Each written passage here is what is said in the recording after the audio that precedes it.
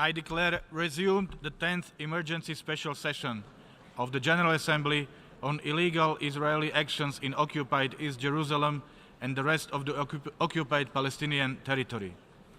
Members will recall that in paragraph 6 of its resolution ES-10/18 of 16th January 2009, the General Assembly decided, I quote, to adjourn the 10th Emergency Special Session temporarily and to authorize the President of the General Assembly at its most recent session to resume its meeting upon request from Member States, end quote.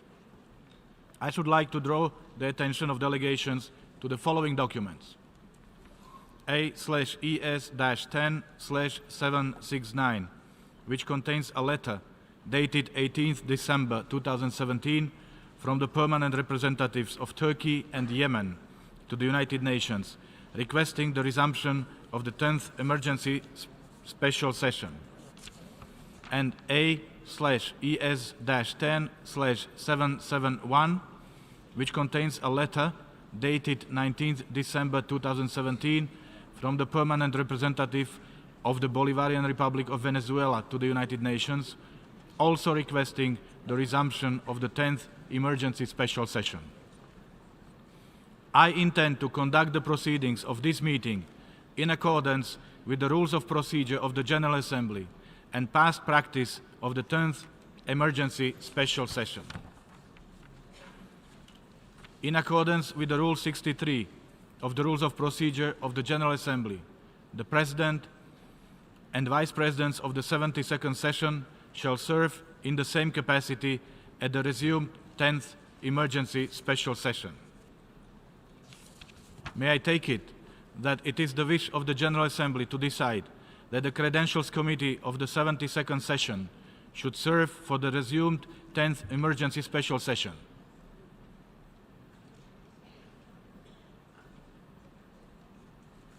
It is so decided.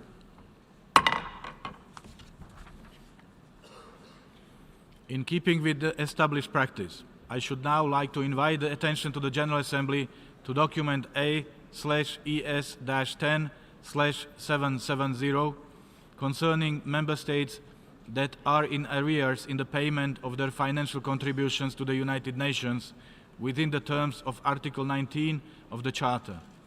May I take it that the General Assembly duly takes note of the information contained in this document?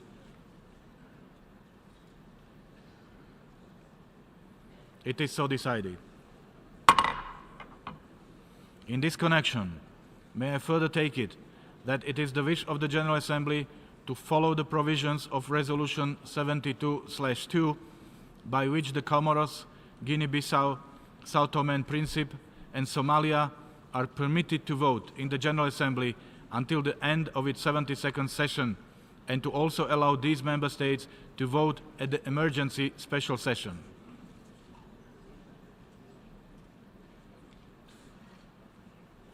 It is so decided.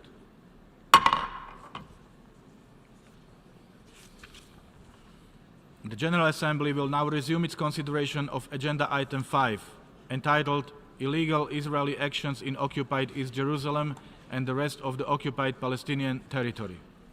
In connection with this item, the General Assembly has before it a draft resolution issued as document A/ES-10/L22.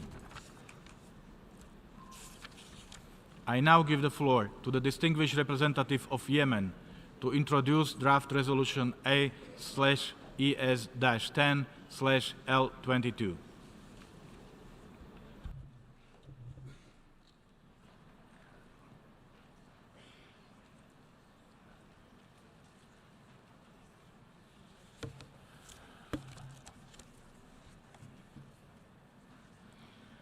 السيد الرئيس.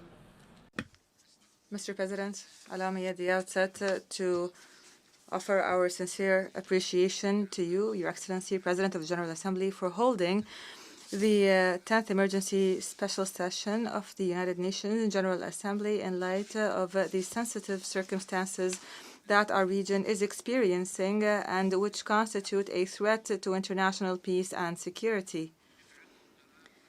in accordance with resolution number 8221 of the Arab League Ministerial Council held in its extraordinary session in Cairo on the 9th of December 2017, and the extraordinary exceptional session held by the Islamic Summit in Istanbul on the 13th of December 2017.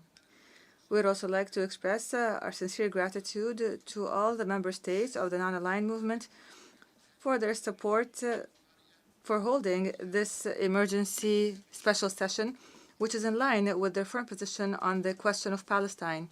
Mr. President, we express our regret over the fact that the United States of America exercised the veto against the draft resolution submitted by the Egyptian Arab Republic at the Security Council on behalf of the Arab Group, which aims to protect the city of Jerusalem and refuse any attempt to change its legal and historical position that is deeply entrenched in international law. I would also like to express our condemnation of the approach adopted by the United States of America to confront and to run counter to 14 votes in the Security Council, which are representative of international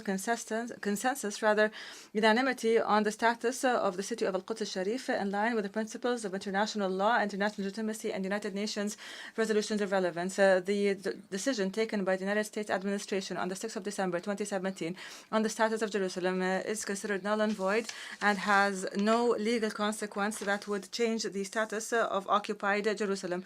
It is considered a blatant violation of the rights of the Palestinian people and the Arab nation and all Muslims and Christians of the world. It is considered a dangerous violation and breach of international law and the Charter of the United Nations, which stipulates the inadmissibility of the forceful annexation of land, and it is a serious threat to stability, peace, and security in the region and in the world, not to mention the fact that it undermines any chances for peace and a two-state solution and only serves to fan the fires of violence and extremism. East Jerusalem continues to be occupied, Mr. President, and it is an inseparable part of the lands of the State of Palestine, and we confirm that Palestine has an absolute right to exercise its sovereignty on all occupied Palestinian territories that have been occupied since 1967, including East Jerusalem. Therefore, we call on all states, including the United States of America, to not recognize any measures and any steps that run counter to that, and we ask that they refrain from the establishment of diplomatic missions in the Holy City pursuant to Security Council resolutions as has been endorsed by the draft resolution presented and the General Assembly's position on this question, which has remained steadfast over many decades. We strongly condemn all policies, all Israeli policies, practices, and plans that are illegal and that aim to annex the occupied East Jerusalem and change its Arab identity and demographic structure. We reject all attempts to change the historic and legal status of Islamic and Christian holy sites in the city, including Al-Haram al-Sharif. And here we appreciate the role that is being played by the Kingdom of Jordan in offering protection and in confronting all of these illegal attempts as the guardian of the holy sites in the city.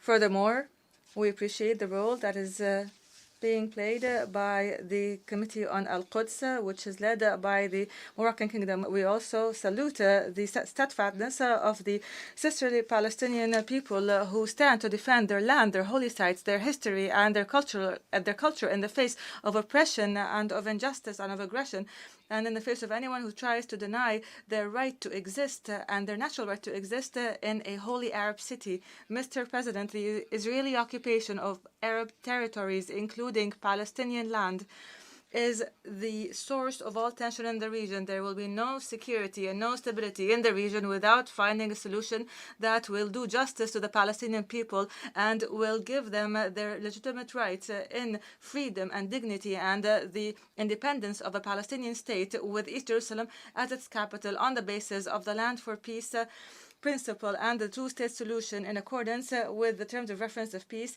which also include the Arab Peace Initiative that continues to stand since 2002 and forms the just basis for a peaceful solution as has been agreed on by the international community, including the Security Council.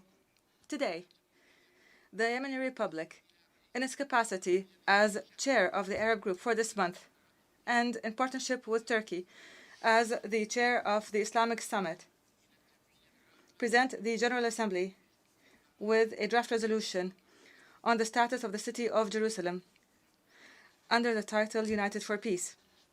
This draft resolution stipulates that any decisions and actions which purport to have altered the character, status, or demographic composition of the holy city of Jerusalem have no legal effect, are null and void completely, and must be rescinded in compliance with relevant resolutions of the Security Council, and in this regard calls upon all states to refrain from the establishment of diplomatic missions in the Holy City of Jerusalem pursuant to Security Council Resolution number 478 of the year 1980. Moreover, it demands that all states comply with Security Council resolutions regarding the Holy City of Jerusalem, Al-Quds Al-Sharif, and not recognize any actions or measures contrary to these resolutions. Moreover, it reiterates its call for the reversal of the negative trends on the ground that are imperiling the two-state solution and for the intensification and acceleration of international and regional efforts and support aimed at achieving without delay a comprehensive, just, and lasting peace in the Middle East. On the basis of the relevant United Nations resolutions, the Madrid Terms of Reference, including the Principle of Land for Peace, the Arab Peace Initiative, and the Quartet Road Map, and an end to the Israeli occupation that began in 1967. Mr. President, would like to take this opportunity to express our sincere gratitude to the great efforts exerted by the sisterly Arab Republic of Egypt in its capacity as the Arab delegation in the Security Council in tabling the draft resolution at the Council and as well as bolstering the necessary support for it. We thank all member states that have voted in favor of the draft resolution, and we salute their principled position towards the question. And we would also like to express our thanks to all of the delegations that have joined in the sponsorship of the draft resolution that we submit today for supporting the principles that this resolution stands for, which is also a reflection of their firm positions on the rule of law and the just cause of Palestine. We call upon all peace-loving countries that truly want peace. We call upon them to stand steadfast for the rule of law. We ask them to support this draft resolution, to vote for right, to vote for peace, to vote for stability in the Middle East and the entire world. I thank you.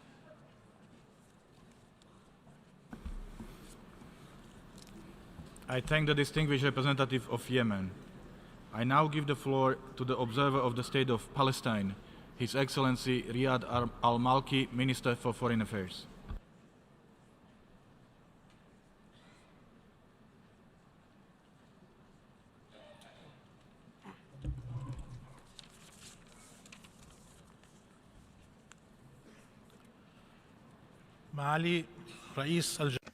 Your Excellency, President of the General Assembly, Mr. Lacek, Your Excellencies, ladies and gentlemen, we have called for holding this 10th emergency special session of the General Assembly in order to make heard the voice of the international community, which has been embodied by the reactions of peoples and the positions of countries throughout the world. As the obvious majority was experienced in the Security Council, where a vote was conducted on a draft resolution that confirms the legal and political and historical status of Al-Quds Al-Sharif and the fact that any attempts to change the status would be null and void. Here I would like to thank the Arab Group and the member states and the Organization of Islamic Cooperation and the non-aligned movement for calling for this emergency session after the use of the veto obstructed the Security Council and made it unable to perform its duties in maintaining international peace and security, despite the fact that 14 member states of the Council supported the draft resolution tabled by Egypt, and which we thank her for. The General Assembly now has within its prerogatives the right to undertake this responsibility as per the United for Peace principle. And this session comes after decisions were issued by the Arab Ministerial Council, which was held in Cairo, upon the request of the State of Palestine and the Kingdom of Jordan as the guardian of the holy sites in Jerusalem. It also comes pursuant to the extraordinary session of the OIC that was held in Istanbul under the chairmanship of Turkey. It also comes in light of the international consensus on the dangerous nature of the U.S. decision and its repercussions on peace and security at the regional and international levels. We meet today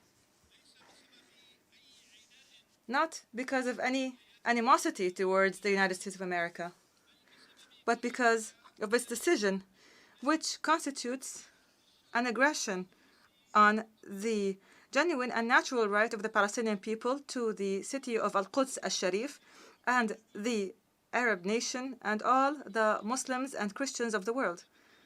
An aggression on the status of Jerusalem, its religious and humanitarian status that is exceptional, and we would like to confirm that the American decision will not impact the status and position of the holy city in any way whatsoever. Rather, it naturally affects the status of the United States as a mediator of peace, because it has failed in the test of Jerusalem, despite our warnings and the warnings of the entire world not to take this test seriously, and our warnings of the danger of taking any positions and any decisions that would inflame religious feelings and would contribute towards transferring this solution, a political solution that can be solved, to a religious war that has no boundaries.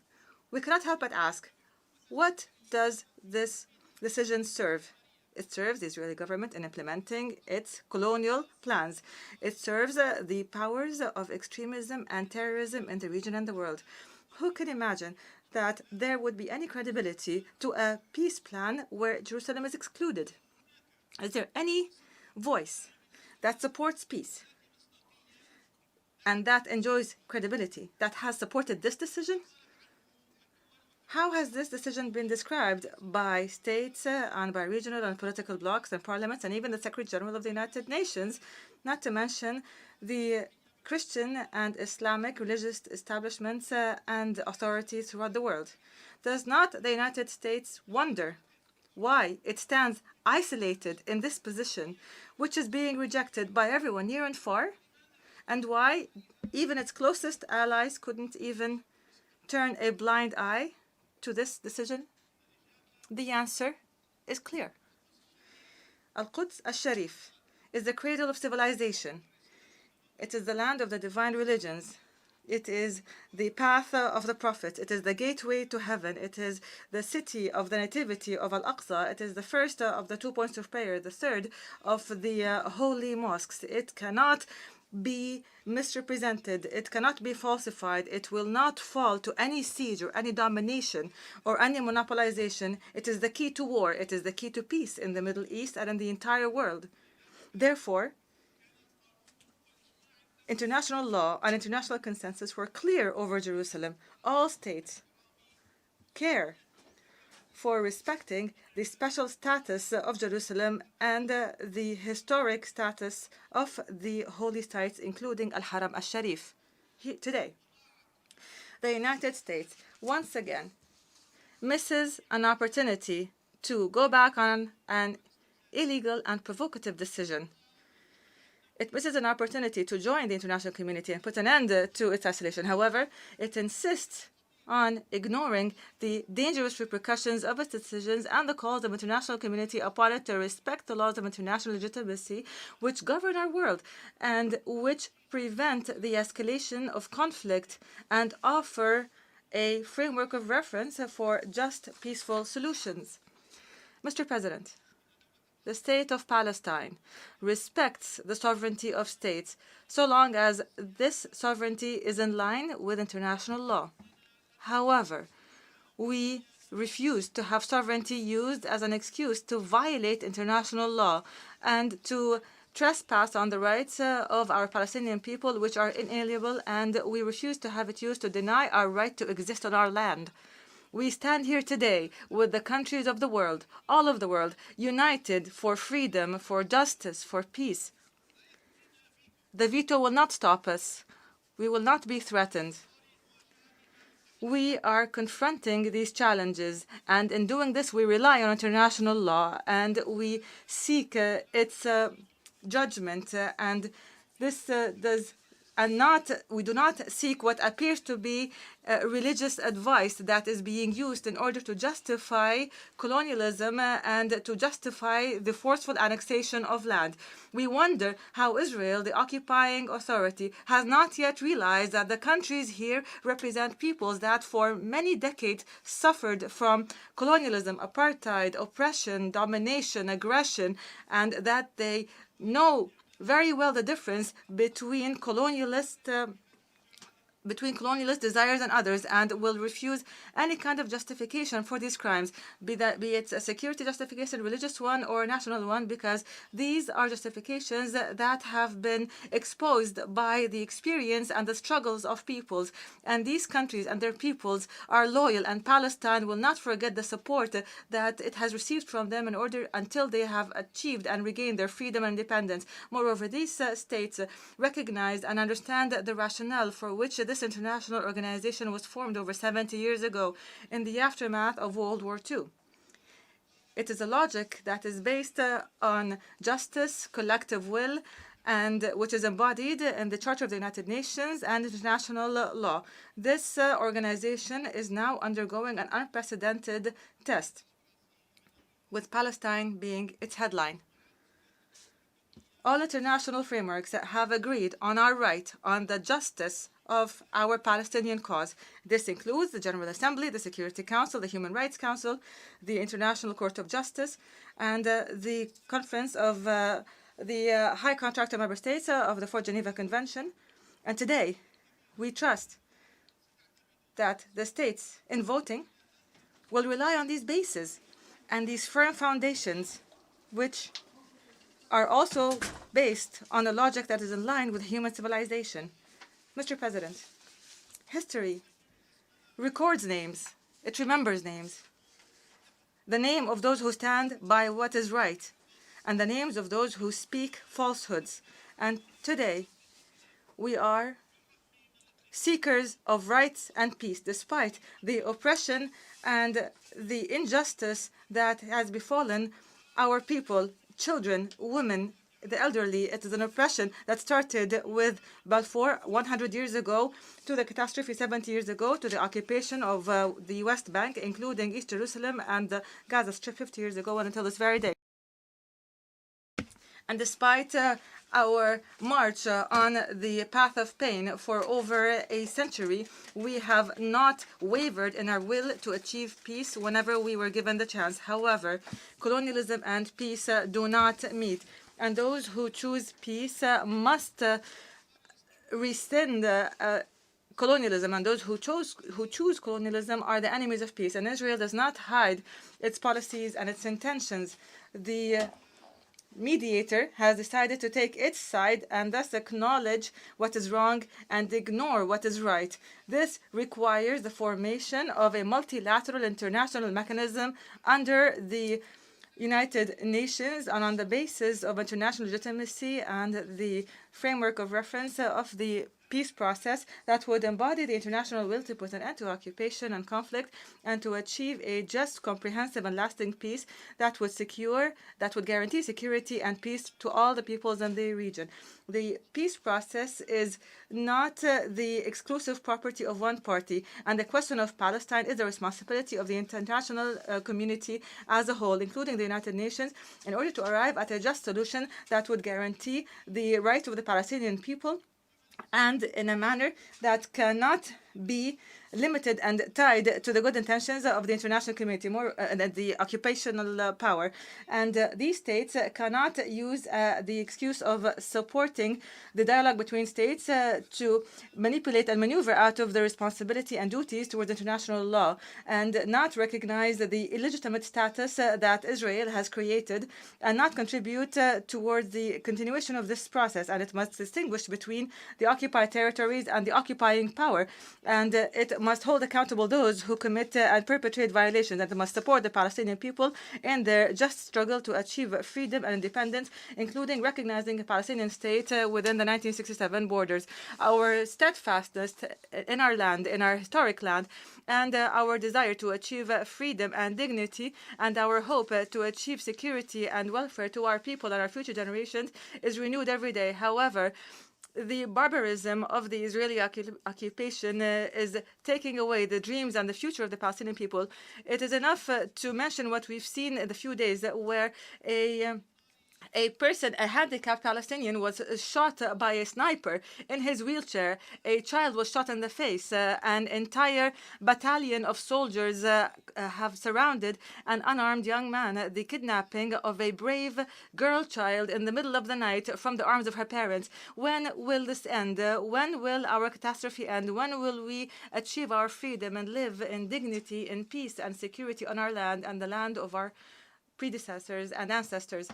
The world is celebrating the birth of Christ over the next few days, but the lights will not be lit in the land of Christ, in Jerusalem, in Bethlehem, and in Nazareth, as a response to attempts to eliminate the Palestinian, Arab, Christian, and Islamic identity of the city, and in affirmation of the unity of the Palestinian people around their cause.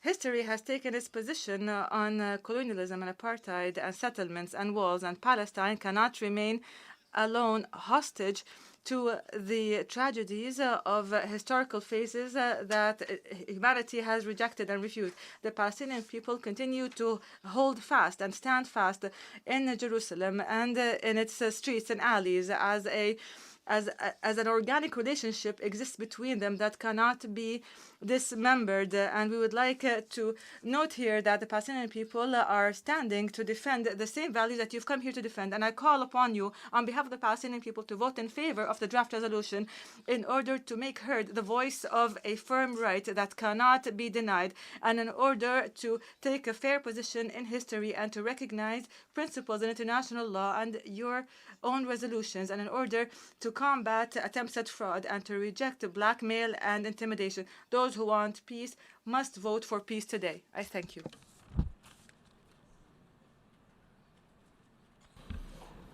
I thank the observer of the State of Palestine, His Excellency Minister for Foreign Affairs. I now give the floor to the distinguished representative of Turkey, His Excellency Mr. Mevlut Çavuşoğlu, Minister for Foreign Affairs.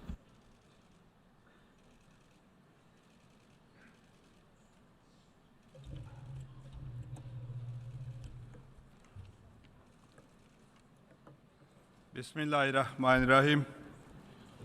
Mr. President, thank you for convening this historic UN General Assembly meeting. I would also like to welcome His Excellency Mr. Riyad Malki, the Minister of Foreign Affairs of Palestine. Dear friends, for so many times we came here and said that the Palestinians have the right to live like the rest of us. They have the right to be free and secure. They have the right to be prosperous. And they have the right to enjoy what is their own. Yet, our wars couldn't make a change. The illegal occupation continues, and Palestinians cannot enjoy their basic rights. Generations of Palestinians are subject to systematic violence and discrimination. Today's vote is important to remind that the Palestinians are not alone. This vote is important to show that Palestinian cause is still our cause. Therefore, today we will speak up for justice and peace. Today, we will speak up for Al-Quds, Jerusalem, the city of three divine faiths. We will show that different ethnicities and religions can coexist in peace in Palestine. Excellencies, dear friends, the Palestinians have the right to their own state based on 1967 borders with East Jerusalem as its capital. This is the main parameter and only hope for a just and lasting peace in the region. However, the recent decision of a UN member state to recognize Jerusalem or Al-Quds as the capital of Israel violates the international law, including all relevant UN resolutions. This decision is an outrageous assault to all universal values. As the Summit Chair of the Organization of Islamic Cooperation, OIC, we convened an extraordinary summit in Istanbul on December 13. The OIC, as the world's second largest intergovernmental body, unanimously rejected the decision as null and void, consistent with the UN Security Resolution 476, which censored in the strongest terms a similar decision taken by the Israeli parliament in 1980. The OIC also declared East Jerusalem as the capital of the state of Palestine. Mr. President, Excellencies, friends, Al-Quds, Jerusalem is a holy city for all three monotheistic religions. It is the responsibility of entire humanity to preserve its historic status. Unilateral decisions on its status threaten the multi-ethnic and multicultural fabric of the city. Such steps undermine prospects for a just and lasting peace in the Middle East. They hinder the vision for a two-state solution. Regrettably, the Security Council failed to deliver on its responsibilities once again through the use of veto power. Now, the duty falls upon the UN General Assembly to bring justice. Excellencies, dear friends, before this meeting, a UN member state threatened all the other members. We were all asked to vote no or face the consequences. Some are even threatened with the development aid cut. Such an attitude is unacceptable. This is bullying, and this chamber will not bow to do that. It is unethical to think that the votes and dignity of member states are for sale.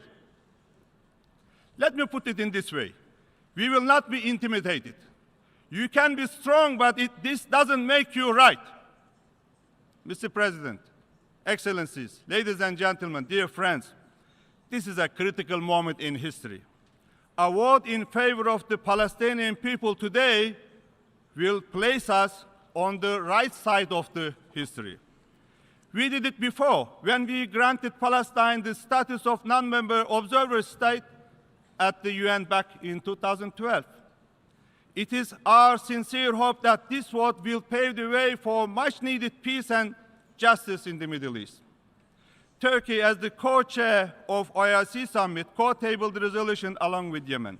Also, together with the Arab League, we requested the President of the General Assembly to convene this emergency special session.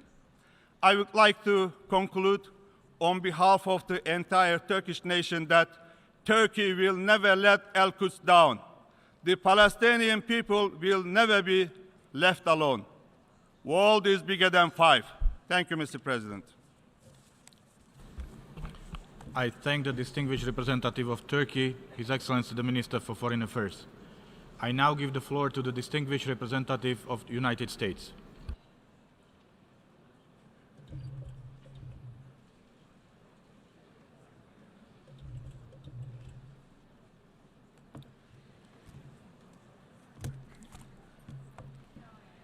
Thank you, Mr. President. To its shame, the United Nations has long been a hostile place for the State of Israel.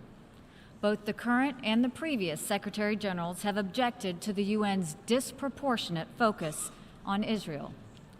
It's a wrong that undermines the credibility of this institution, and that in turn is harmful for the entire world. I've often wondered why, in the face of such hostility, Israel has chosen to remain a member of this body. And then I remember that Israel has chosen to remain in this institution because it's important to stand up for yourself. Israel must stand up for its own survival as a nation, but it also stands up for the ideals of freedom and human dignity that the United Nations is supposed to be about. Standing here today, being forced to defend sovereignty and the integrity of my country, the United States of America, many of the same thoughts have come to mind. The United States is by far the single largest contributor to the United Nations and its agencies. We do this in part in order to advance our values and our interests. When that happens, our participation in the UN produces great good for the world. Together, we feed, clothe, and educate desperate people. We nurture and sustain fragile peace in conflict areas throughout the world. And we hold outlaw regimes accountable. We do this because it represents who we are. It is our American way. But we'll be honest with you. When we make generous contributions to the UN, we also have a legitimate expectation that our goodwill is recognized and respected. When a nation is singled out for attack in this organization, that nation is disrespected. What's more, that nation is asked to pay for the privilege of being disrespected. In the case of the United States, we are asked to pay more than anyone else for that dubious privilege. Unlike in some UN member countries, the United States government is answerable to its people. As such, we have an obligation to acknowledge when our political and financial capital is being poorly spent. We have an obligation to demand more for our investment. And if our investment fails, we have an obligation to spend our resources in more productive ways. Those are the thoughts that come to mind when we consider the resolution before us today. The arguments about the President's decision to move the American embassy to Jerusalem have already been made. They are by now well known. The decision was in accordance to U.S. law dating back to 1995, and its position has been repeatedly endorsed by the American people ever since. The decision does not prejudge any final status issues, including Jerusalem's boundaries. The decision does not preclude a two-state solution if the parties agree to that. The decision does nothing to harm peace efforts. Rather, the President's decision reflects the will of the American people and our right as a nation to choose the location of our embassy. There is no need to describe it further. Instead, there is a larger point to make. The United States will remember this day in which it was singled out for attack in the General Assembly for the very act of exercising our right as a sovereign nation. We will remember it when we are called upon to once again make the world's largest contribution to the United Nations. And we will remember it when so many countries come calling on us, as they so often do, to pay even more and to use our influence for their benefit. America will put our embassy in Jerusalem. That is what the American people want us to do, and it is the right thing to do. No vote in the United Nations will make any difference on that. But this vote will make a difference on how Americans look at the UN and on how we look at countries who disrespect us in the UN. And this vote will be remembered. Thank you. I thank the distinguished representative of the United States. I now give the floor to the distinguished representative of Israel.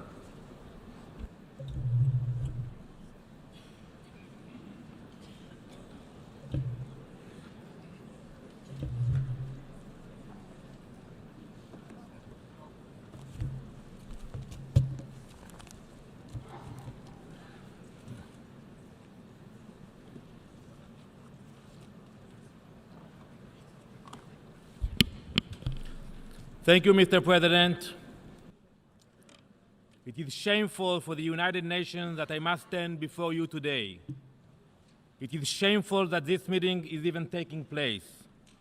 Jerusalem is the holiest place on earth for the Jewish people. It is the capital of the state of Israel, period. It is a fact that simply cannot be disputed. King David declared Jerusalem the city of the Jewish people 3,000 years ago. The Jewish Bible mentions Jerusalem 660 times. Our prayers recall Jerusalem's holy name over and over again.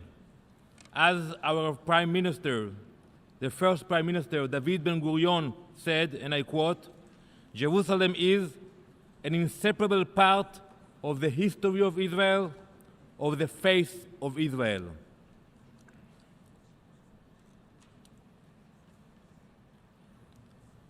I am holding an original coin. It's from 67 AD. It says in Hebrew, and I quote, "Freedom of Zion." Look in the envelope in front of you. You will see you have a replica of the coin.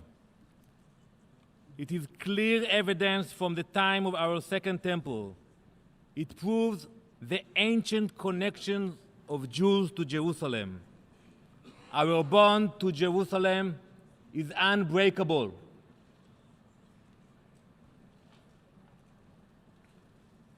No UNESCO declaration, no empty speeches, no General Assembly resolution will ever drive us from Jerusalem.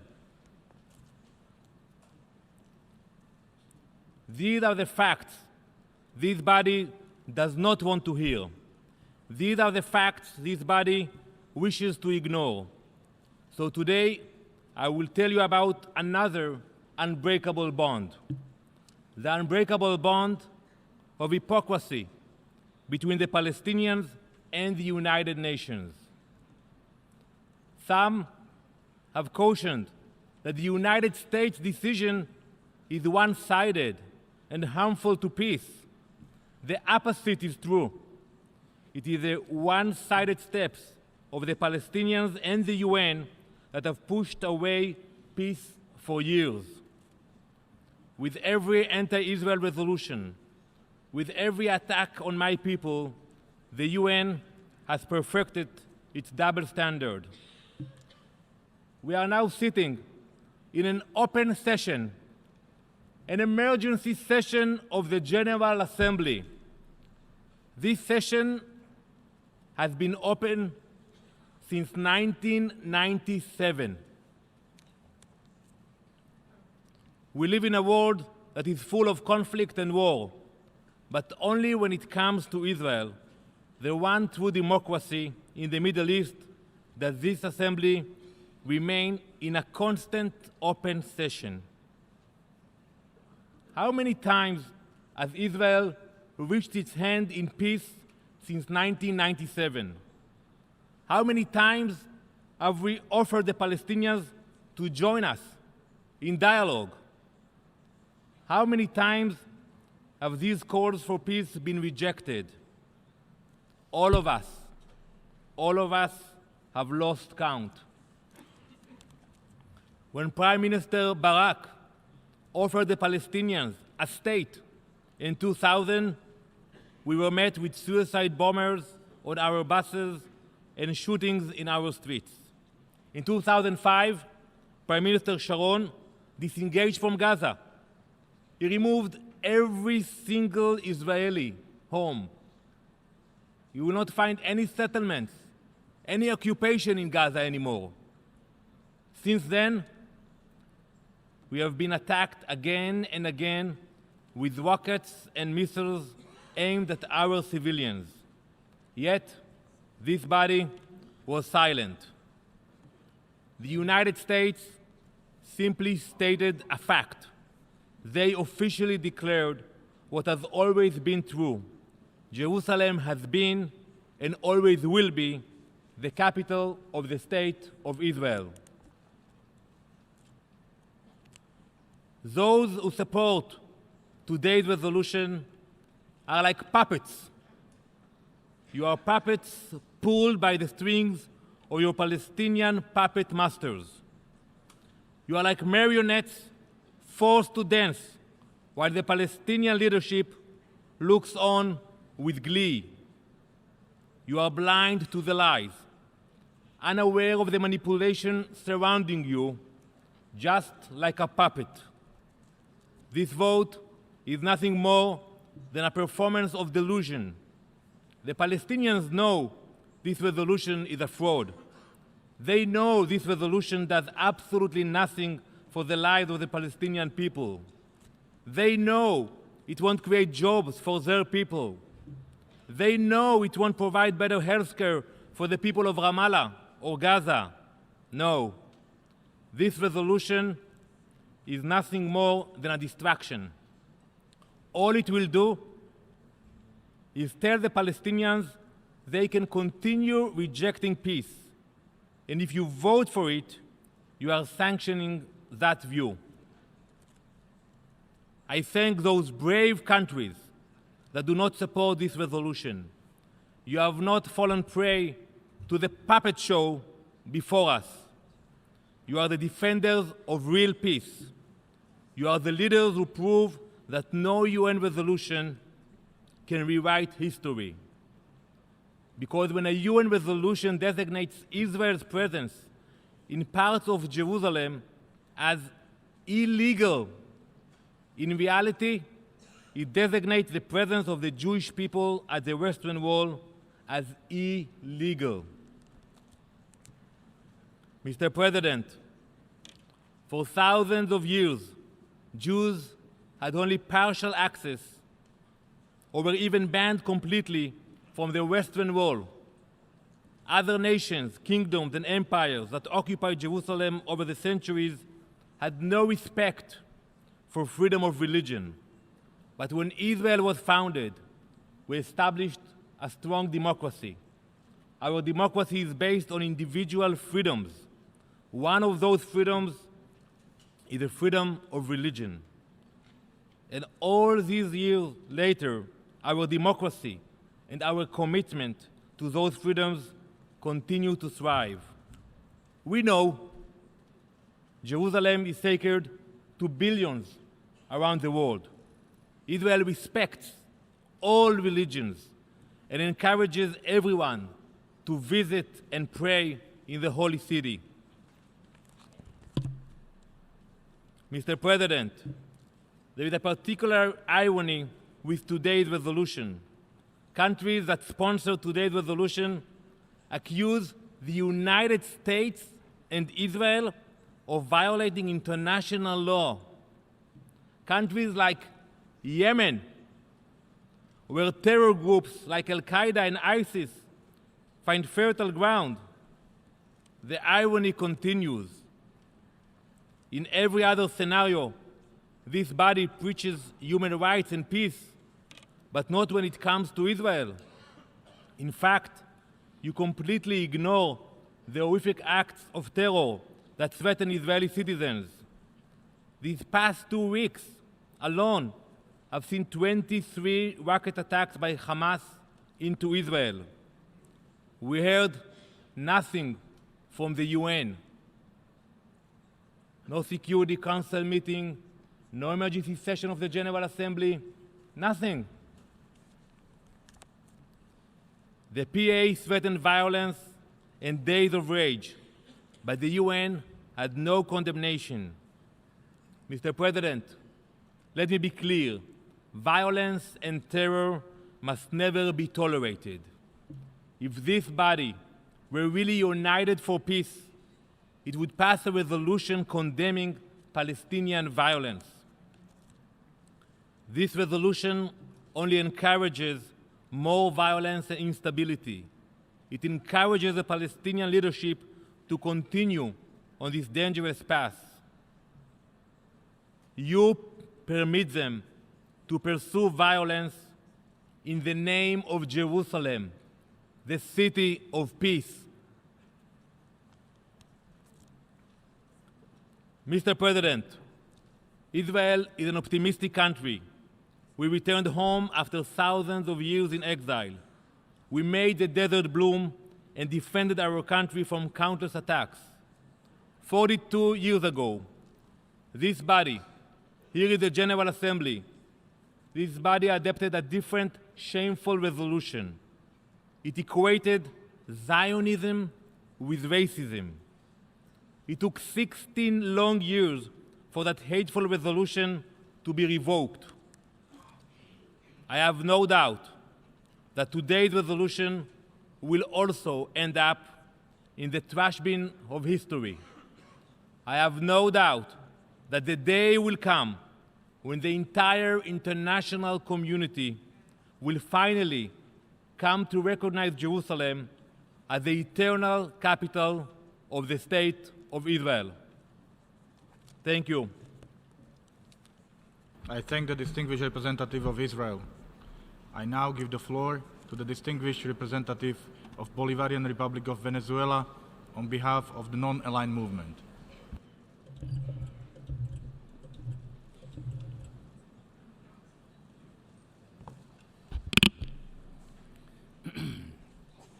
Señor Presidente.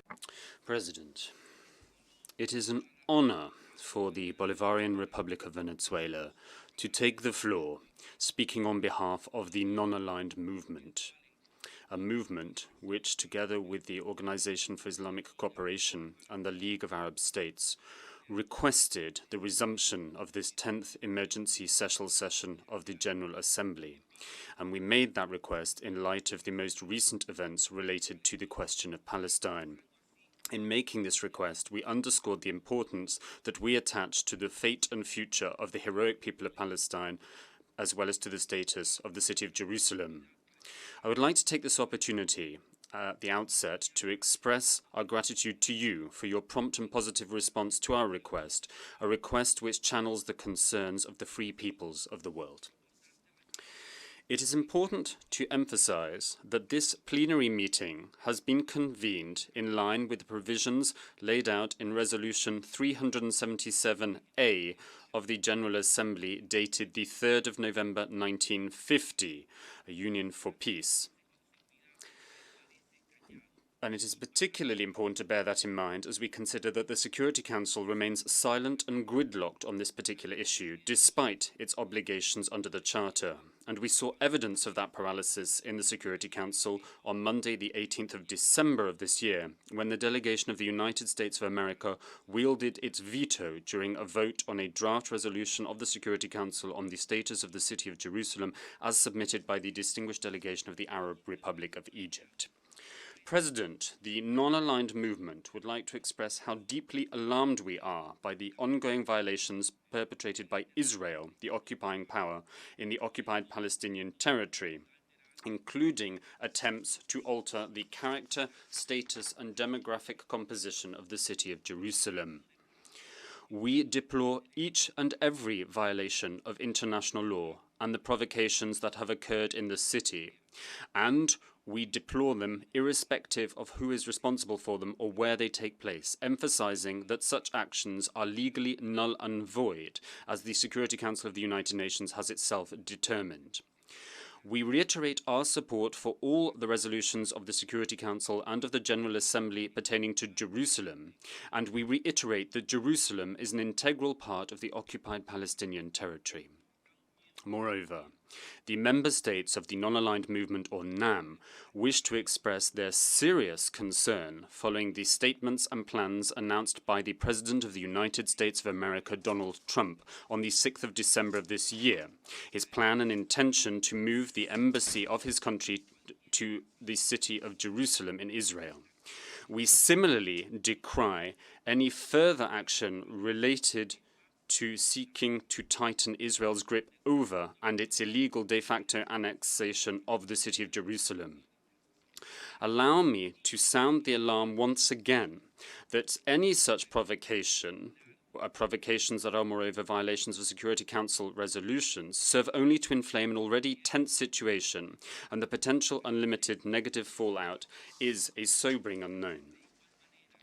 We call upon the government of the United States of America to halt these violations and provocations. Similarly, we recall the principles and purposes as enshrined in the Charter of the United Nations, including the prohibition to acquire land and territory through force. We also recall the relevant resolutions of the Security Council and the General Assembly and all the provisions of international law, in particular the Fourth Geneva Convention.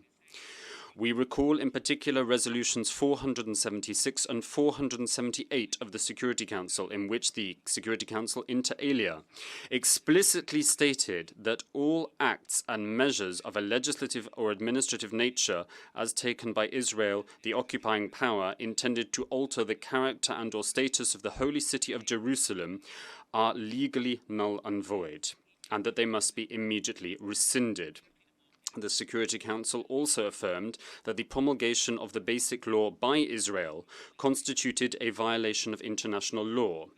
In its resolutions 476 and 478, the Security Council decided not to recognize the Basic Law and the further measures that Israel, as a result of this law, had taken to alter the character and status of Jerusalem. The Security Council in the same resolutions called upon all member states to abide by its decision, expressly calling upon those states that had established diplomatic representation in Jerusalem to withdraw said diplomatic representations from the Holy City. We therefore urge full respect for the relevant resolutions and decisions of the Security Council. Said resolutions and decisions are legally binding on each and every one of us in our capacity as member states of this House. President, the non-aligned movement issues a further warning that against the backdrop of this extremely volatile situation and the slim prospects for achieving a just peace, all provocative, illegal and unilateral actions in Jerusalem, as well as the constant threat of such provocative, illegal and or unilateral actions, in addition to weakening the possibilities of achieving the two-state solution on the basis of the pre-1967 borders, could also seriously destabilize what is already a very fragile situation, a powder keg on the ground, with dangerous consequences. For this reason, the movement further recalls Resolution 2334 of the Security Council, adopted almost a year ago, in which the Council underscored inter alia that it will not recognize any change to the 4th of June 1967 borders, including with respect to Jerusalem, that are not agreed to by the parties through negotiation. In 2334, the Security Council called upon the parties to refrain from engaging in acts of provocation and incitement, to refrain from making statements and declarations that only entrench hostilities, and to refrain from such acts for, amongst other purposes, the goal of de-escalating the situation on the ground, restoring trust, and demonstrating through political and other measures a genuine commitment to the two-state solution, and to foster the necessary preconditions for promoting peace. In light of the aforementioned, the member states of the NAM wish to reiterate their commitment to contribute to finding a fair, peaceful and lasting solution to the question of Palestine, covering all aspects of said question, commensurate with international law. We underscore the urgent need to work collectively to promote peace and security, through bringing to an end, without further delay, the Israeli occupation that began more than 50 years ago in 1967. The NAM further appeals for a ramping up of all regional and international efforts towards this goal, including efforts related to the preservation of the two-state solution on the basis of the pre-1967 borders, in line with the long-standing terms of reference for a peace agreement as endorsed by the international community. Said efforts will be in line with the relevant resolutions of the United Nations, the Madrid Principles, including the principle of land for peace, the Arab Peace Initiative, and the Quartet Roadmap. It is important to emphasize, moreover, that only a holistic and comprehensive solution to the question of Palestine will allow us to achieve the long-aspired peace in the region of the Middle East, and thus to draw an end once and for all to the Arab-Israeli conflict in its entirety. To conclude, the non-aligned movement reaffirms its historic support for and solidarity with the just Palestinian cause, and its unwavering commitment to continue supporting the heroic Palestinian people as they pursue their desire to enjoy their inalienable rights and achieve their legitimate national aspirations, including the right to self-determination, to freedom and to independence, living in their independent state of Palestine, with East Jerusalem as the capital of that independent state. This is vital for the reaching of a fair, comprehensive and lasting peace. President, one last thought that occurs to me now and that I will share in my national capacity. Our message to the current administration of the United States of America, to that country's government, is the following. The world is not for sale. The world is not for sale, and your threats imperil global peace. Thank you very much, President. I thank the distinguished representative of the Bolivarian Republic of Venezuela on behalf of non-aligned movement. I now give the floor to the distinguished representative of Pakistan.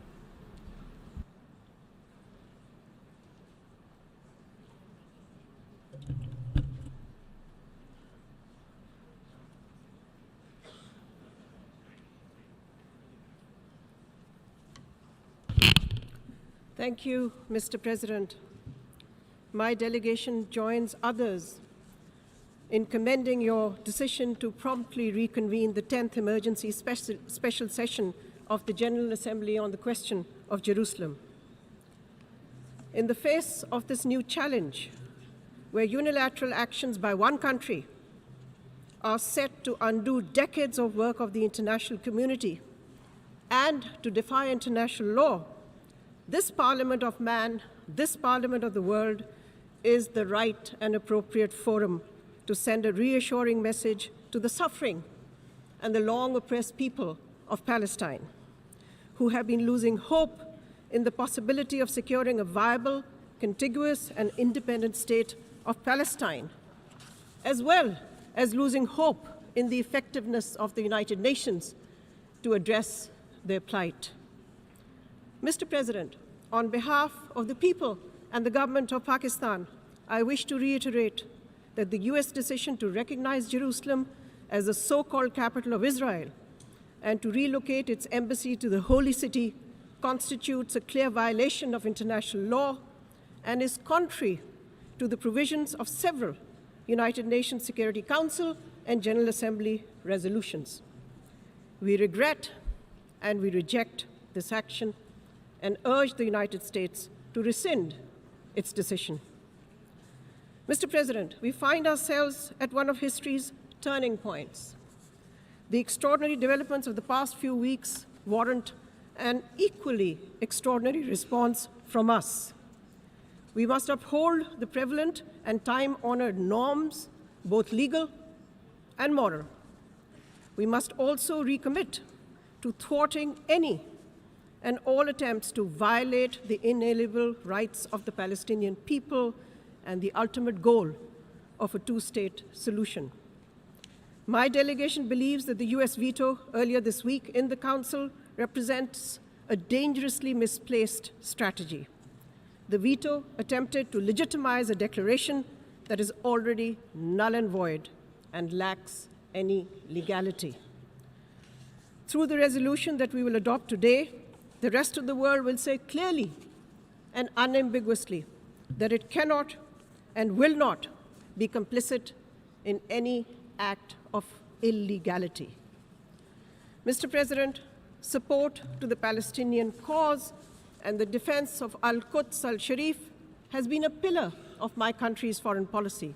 Our support remains unwavering and will always remain unwavering, despite the kind of threats that we have received in recent days. My country has always demonstrated its solidarity with the Palestinian people and their legitimate aspirations. Our Parliament, both the Senate and the National Assembly, have unanimously echoed these sentiments. We all stand firmly behind the Palestinian people and behind their just struggle. Let me recall that the first ever standalone General Assembly resolution on Jerusalem, GA Resolution 2253, adopted on 4th of July 1967, at an emergency special session of the General Assembly, was led and sponsored proudly by Pakistan.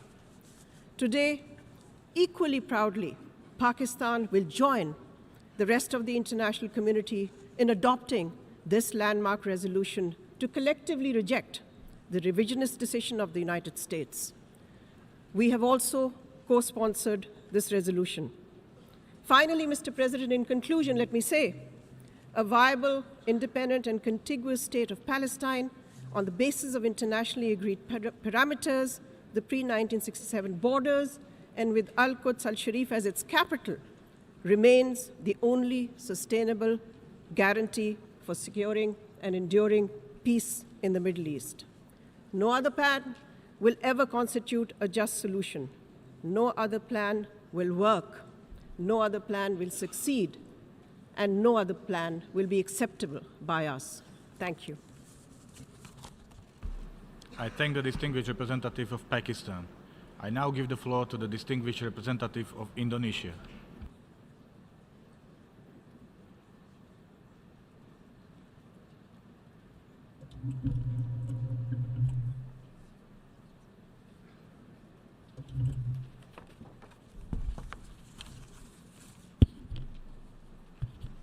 Mr. President, I wish to thank you for facilitating this highly critical session today in response to the announcement from President Trump recognizing Jerusalem Al-Quds al-Sharif as the capital of Israel and the relocation of its embassy in Israel to the city of Jerusalem Al-Quds al-Sharif.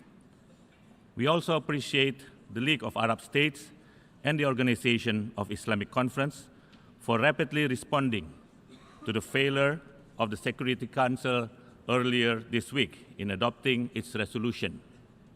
We also thank the members of the Non-Aligned Movement for their strong support. Mr. President, Indonesia, as expressed by our President in the OIC Summit in Istanbul, is of the opposition that the recognition made by the United States to recognize Jerusalem Al-Quds al-Sharif as the capital of Israel is unacceptable and not only hurting the feeling of many peoples in the world, but also hurting the feeling of justice.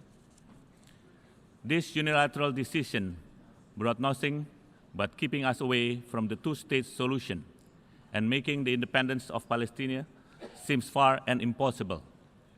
In addition, this decision only aggravates the already vulnerable condition and ruins the effort to pursue peace that this august body is longing for far too long.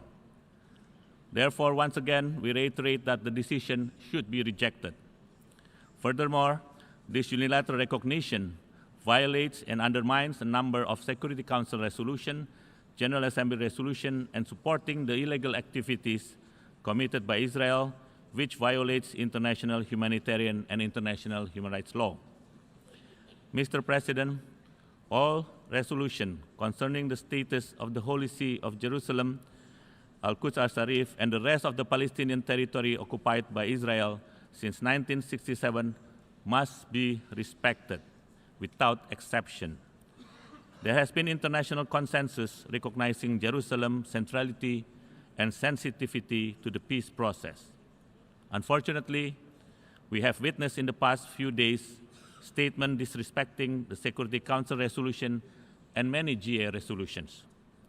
Let me briefly recall history and quote paragraph 5.b of Security Council Resolution 478/1980, which states, calls upon those states that have established diplomatic mission at Jerusalem to withdraw such mission from the Holy City. This resolution of the Security Council of 1980 was adopted by 14 votes to none, with 1 abstention. It is still valid and continue to be valid until peace is attained for the Palestinians. Indonesia will once again stress our position that it does not accept any statements and activities that disgrace this august body and its product that are a reflection of the world recognition toward the legitimate rights of the Palestinian people, let alone by one or two states. Let me stress again, any attempts to change the character and status of the Palestinian territory occupied since 1967, including East Jerusalem, has no legal validity and considered null and void. It also constitutes flagrant violation of international law and major obstacle to the achievement of the two-state solution and a comprehensive peace. Jerusalem Al-Quds Al-Sharif is a final status issue that must be resolved through negotiation between the two parties. It is up to us here in this chamber as peace-loving nation, the ones that must uphold the rule of law, justice, and the dignity of this multilateralism. We need to demonstrate our good faith and trust to the system for the maintenance of peace and security. I call once again on all peace-loving nations to support the resolution that has been forwarded by Yemen and Turkey on behalf of the many co-sponsors, including Indonesia. The Indonesian people puts high expectation to the United Nations and its member states, whose resolution has been blatantly violated, to make the right decision and make a strong stance against any unilateral recognition in contrary to international law. Indonesia also urged the member of the United Nations not to follow the unilateral recognition of the United States to relocate its embassy to Jerusalem. Indonesia is convinced that we can still rely on the United Nations to fulfill the world expectation. Finally, Mr. President, let me once again assure my Palestinian brothers and sisters that Indonesia's support for the legitimate aspiration and rights of the people of Palestine to live in freedom, peace, justice, and dignity in their own homeland has been steadfast and will continue undiminished. As I stand here in this august chamber, representing the people of Indonesia, a sovereign country and one of the biggest democracies in the world, a master of its own destiny and decision, to once again reaffirm our strong commitment to always stand with the Palestinian people for their legitimate and inalienable rights. Our support will never cease. It will never weaken. Indonesia tidak akan pernah mundur sejengkal pun dalam perjuangan kemerdekaan Palestina. I thank you, Mr. President. I thank the distinguished representative of Indonesia. I now give the floor to the distinguished representative of Maldives.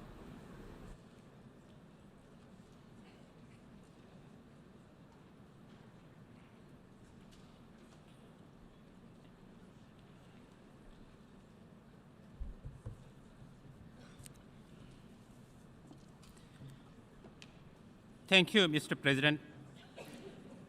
As a co-sponsor of this resolution, my delegation wishes to thank Yemen for introducing the draft resolution on the status of Jerusalem to the Assembly.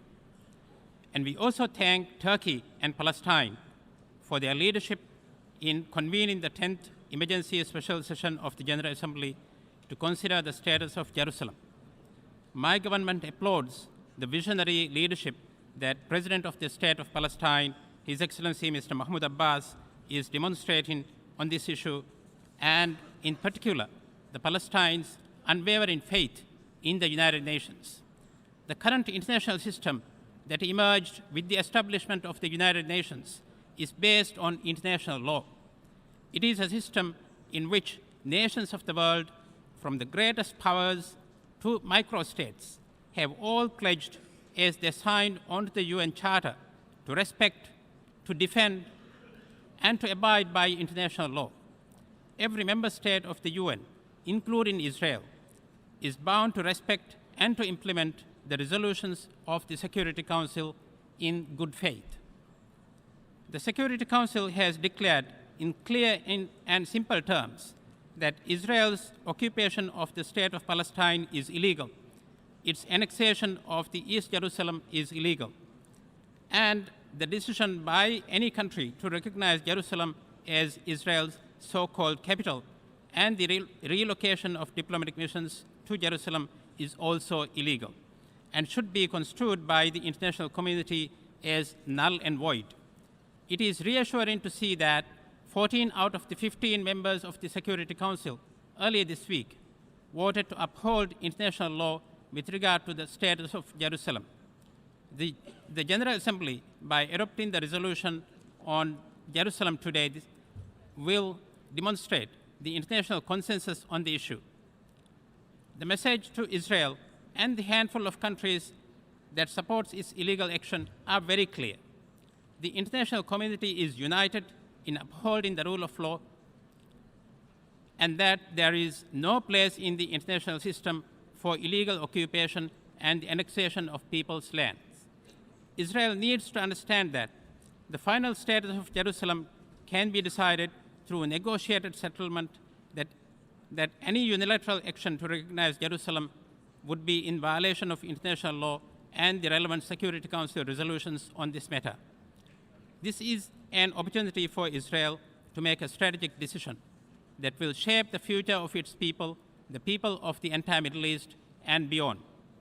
My government appeals to Israel to withdraw from illegal occupation of Palestine and to help create conditions for the establishment of an independent and sovereign state of Palestine that can coexist side by side with Israel within secure and recognized borders based on 1967 lines, with East Jerusalem as its capital. That is the solution that the UN Security Council resolutions have advanced.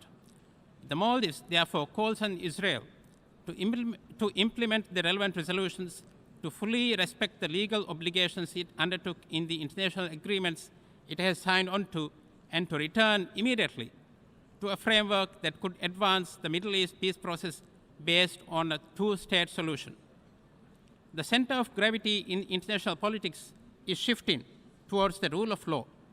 No power is too great to ignore this reality. That is the reality that the resolution we will adopt today will crystallize. And the Maldives will continue to work to ensure that this reality is sustained over time, as it is hopeful to get elected to the Security Council for the term 2019 to 2020. We will work with every member state to ensure that the United Nations remain the key actor in finding a lasting solution for the people of Palestine and in crafting shared solution for a shared destiny for all of us. I thank you, Mr. President. I thank the distinguished representative of Maldives. I now give the floor to the distinguished representative of Syrian Arab Republic.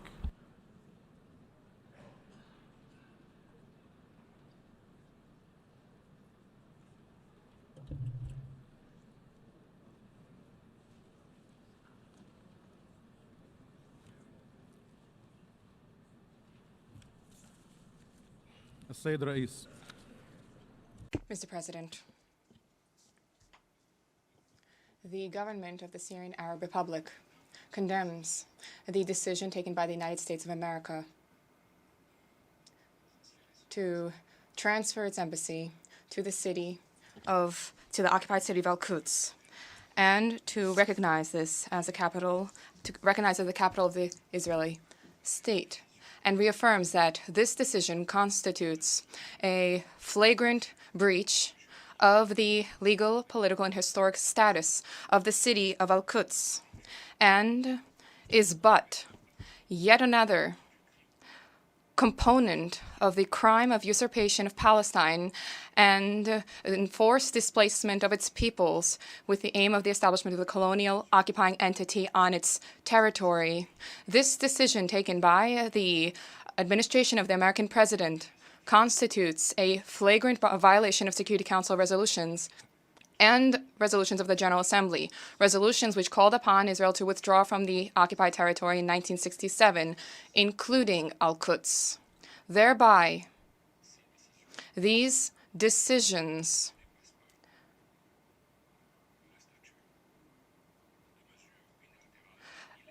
are part of the unilateral actions which have no action and no impact on the legal status of Al-Quds. Their gravity lies in the fact that this constitutes an official declaration of the United States administration, that it has never been and will never stand as a neutral party nor a qualified mediator in any attempt to attain a peaceful settlement to the Israeli-Palestinian conflict. Mr. President, the Syrian Arab Republic vehemently condemns the United States' exercise of the veto against the draft resolution on the status of Jerusalem at the Security Council.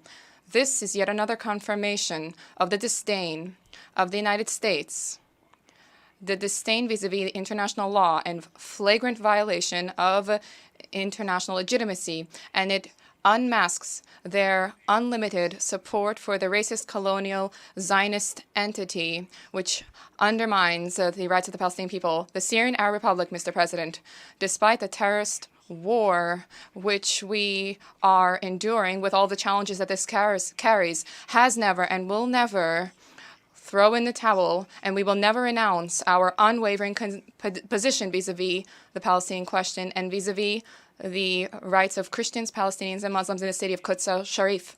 And we shall spare no effort in restitution of all occupied Arab territories. The Syrian Arab Republic has been and continues to stand firm with a position of principle. We support the right of the Palestinian people to self-determination and to the establishment of an independent state on its national territory with Al-Quds as the capital, and the guarantee for the right of return of refugees pursuant to Resolution of 1948, Resolution 194, and the state of Palestine as an observer member of the United Nations. And we call for it to stand as a full-fledged member with all rights within this body.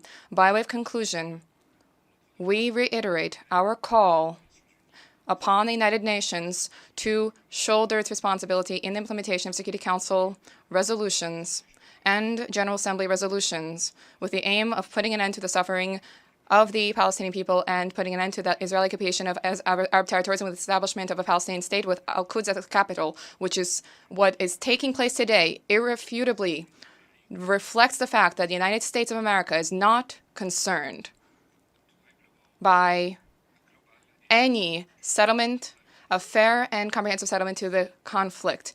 And the arrogance of that country has risen to the level of threatening states and intimidating states if said states uphold the rights of the Palestinian people and seek to ensure respect for Security Council and General Assembly resolutions. This is a superpower which views the United Nations as a national institution and deals with members of the body as school students who must be punished when they fail to yield to their authority and hegemony. Thank you, Mr. President. I thank the distinguished representative of Syrian Arab Republic. I now give the floor to the distinguished representative of Bangladesh.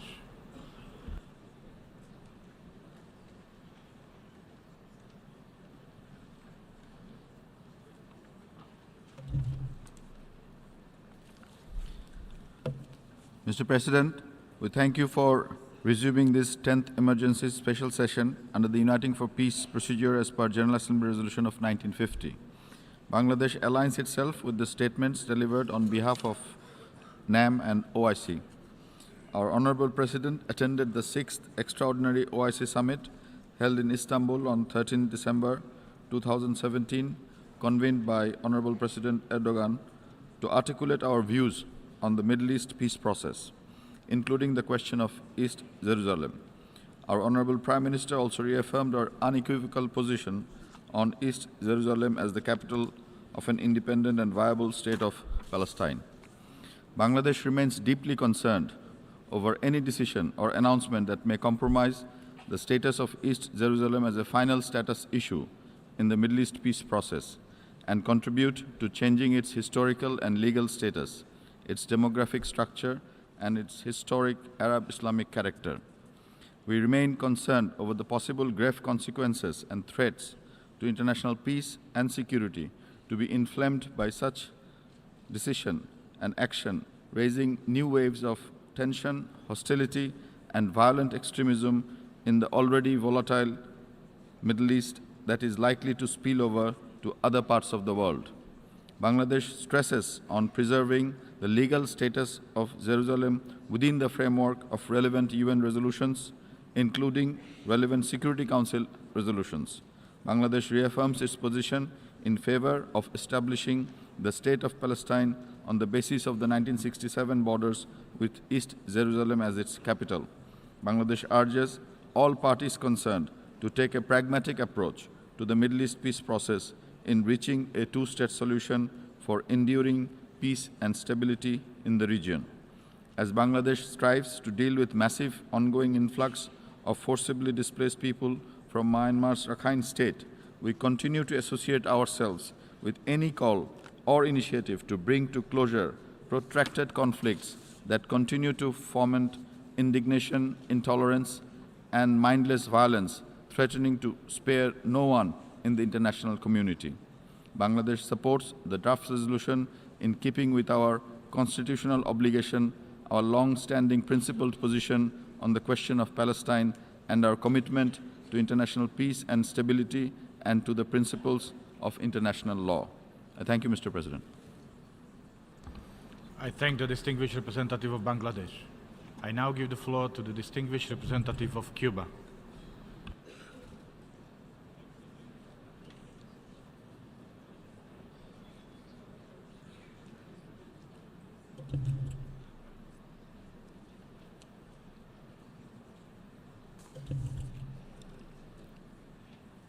Señor Presidente. President, Cuba fully endorses the statement delivered by the delegation of the Bolivarian Republic of Venezuela on behalf of the non-aligned movement. We also support the statements delivered by the Minister of Foreign Affairs of Turkey on behalf of the Organization of Islamic Cooperation and the statement delivered by the delegation of Yemen on behalf of the Arab Group. President, Cuba's position on the issue that brings us together today is steadfast and has been clearly stated in the declaration of the Ministry of Foreign Affairs of Cuba on the recognition by the United States of the city of Jerusalem as the capital of Israel, a statement issued on the 6th of December 2017. In this regard, the Ministry of Foreign Affairs of the Republic of Cuba expresses its deepest concern about and rejection of the US President's unilateral declaration of the city of Jerusalem as the capital of Israel, which is a serious and flagrant violation of the UN Charter, of international law, and of the relevant United Nations resolutions.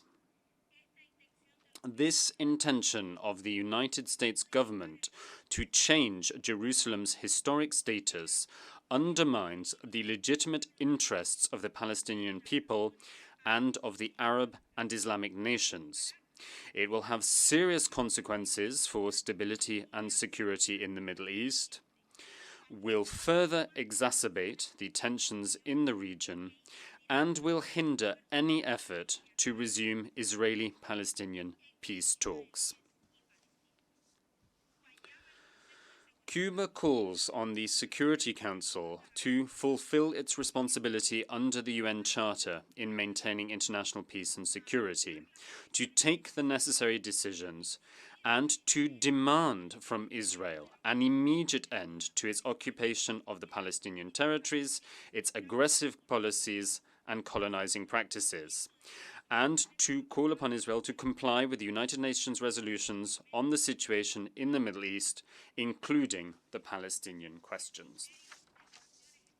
The Ministry of Foreign Affairs reiterates that Cuba will continue to support a comprehensive, just, and lasting solution to the Palestinian-Israeli conflict on the basis of a two-state solution to realize the right of the Palestinians to self-determination and to have an independent sovereign state with its capital in East Jerusalem and within its pre-1967 borders.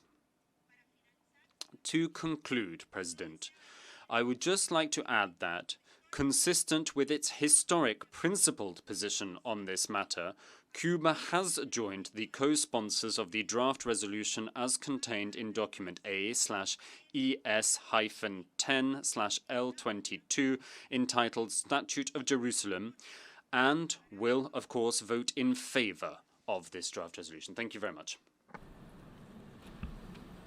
I thank the distinguished representative of Cuba. I now give the floor to the distinguished representative of Islamic Republic of Iran.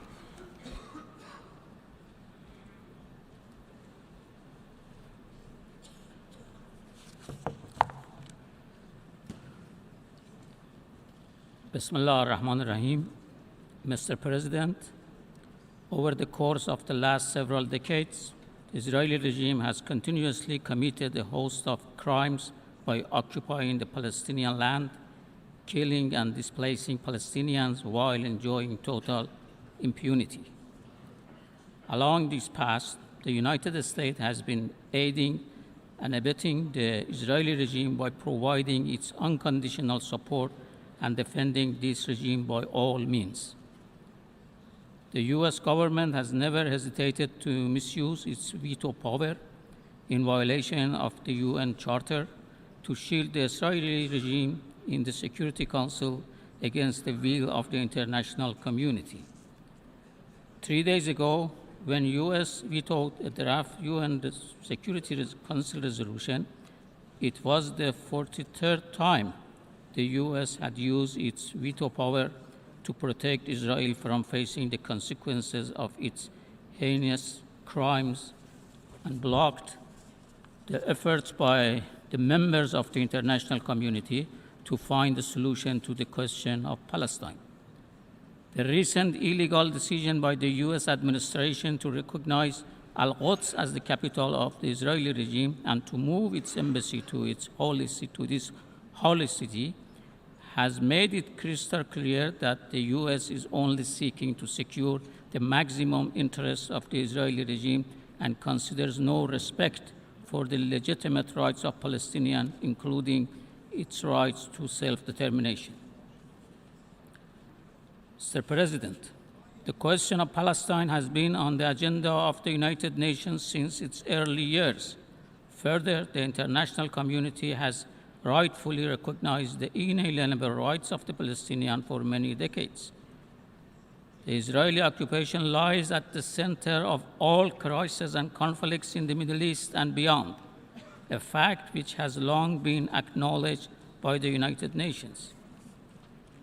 The appalling tragedy and the old wound of our region in the past 100 years, which began with the conspiracy of the Balfour Declaration, has entered a new phase with the politically incorrect, illegal, and unlawful promise of the U.S. President to move the American embassy to the holy city of Al-Quds.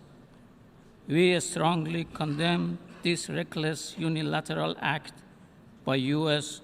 to distort the historical facts and replace them with fictions. This administration has done little to hide its intentions to shift the focus of the Security Council from the question of Palestine to fabricated alternative issues in our region, to give the Israeli regime more space to freely pursue its criminal policy and practices.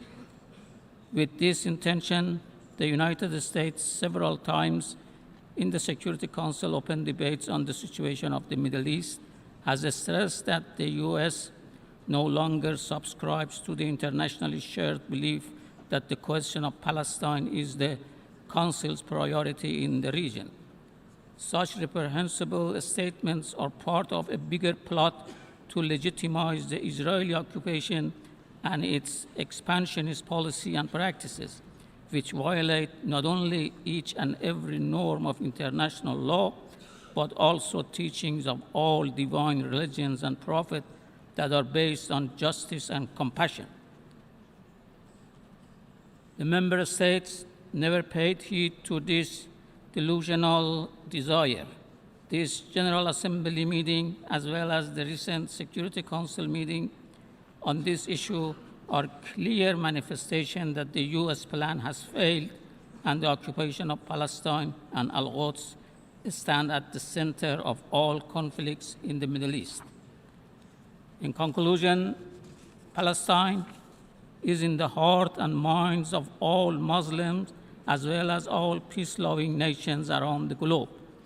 Denying this fact is equal to being accomplice with the Israeli illegal occupation and actions and ignoring human conscience.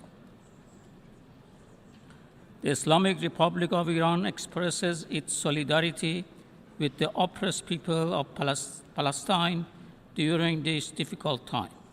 I thank you, Mr. President. I thank the distinguished representative of Islamic Republic of Iran. I now give the floor to the distinguished representative of China.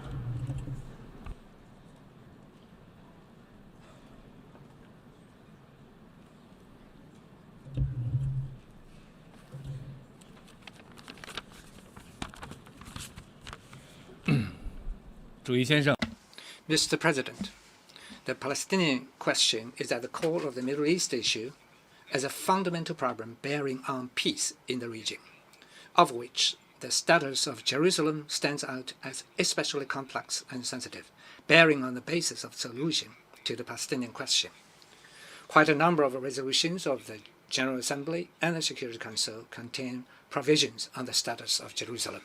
Under the current circumstances, we call on the international community to remain united in a joint effort to pursue peace, facilitate the de-escalation of Jerusalem-related situation for the greater good of stability and tranquility and peace process in the Middle East. The two-state solution is the right path to the political settlement of the Palestinian question. The international community needs to build on the relevant UN resolutions, the principle of land for peace and our peace initiative, to scale up efforts to facilitate the resumption of negotiations and settle the crucial issues, including the final status of Jerusalem, and achieve a comprehensive, just, and lasting settlement of the Palestinian question. China has been firmly supporting and facilitating Middle East peace process. We support the just cause of the Palestinian people in restoring their national legal rights, support the establishment of independent state of Palestine based on pre-1967 border with East Jerusalem as its capital and with full sovereignty. China's position as such will never change. President Xi Jinping of China put forward a four-point proposal last July on the settlement of the Palestinian question, including the promotion of a political process based on the two-state solution, adherence to the common, comprehensive, cooperative, and sustainable vision of security, further coordination of the international efforts to enhance the synergy for peace, holistic approach to development for peace. China will continue to play its constructive role in promoting a political solution to the Palestinian question in the interest of peace, stability, and development in the Middle East. Thank you, Mr. President. I thank the distinguished representative of China. I now give the floor to the distinguished representative of Malaysia.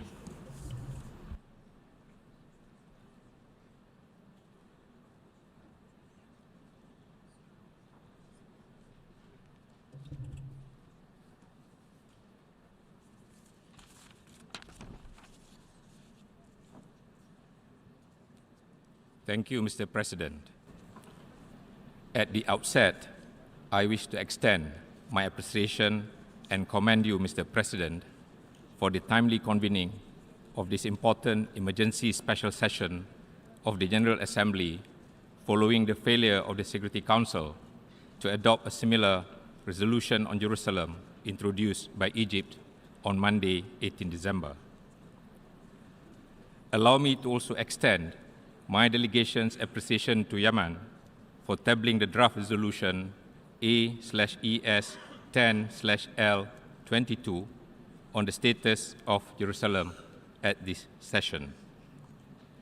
my delegation wishes to align itself with the statement delivered earlier on by Venezuela on behalf of the non-aligned movement.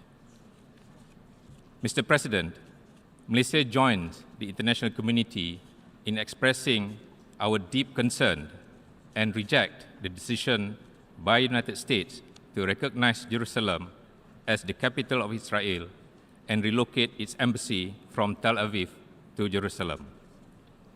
Such a move undermines efforts towards finding a comprehensive, just, and durable solution to the Palestinian-Israeli conflict. It has caused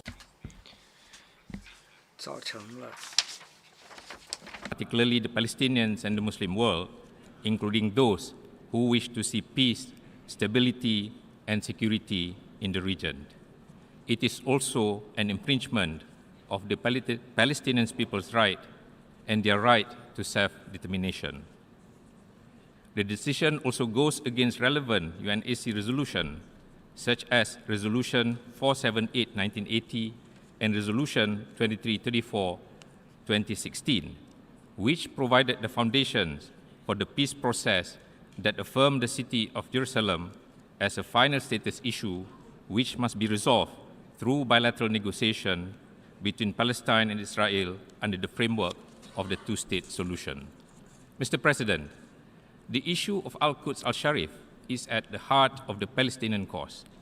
Recognition of Jerusalem as the capital of Israel endorses Israel's brutal occupation and repressive policies, which have caused immense suffering to the Palestinian people.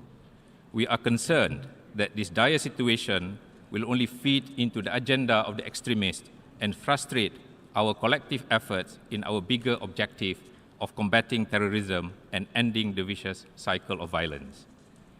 The impasse in the Middle East peace process needs pragmatic solutions based on the relevant UNSC resolutions and UNGA resolution and based on international law and norms.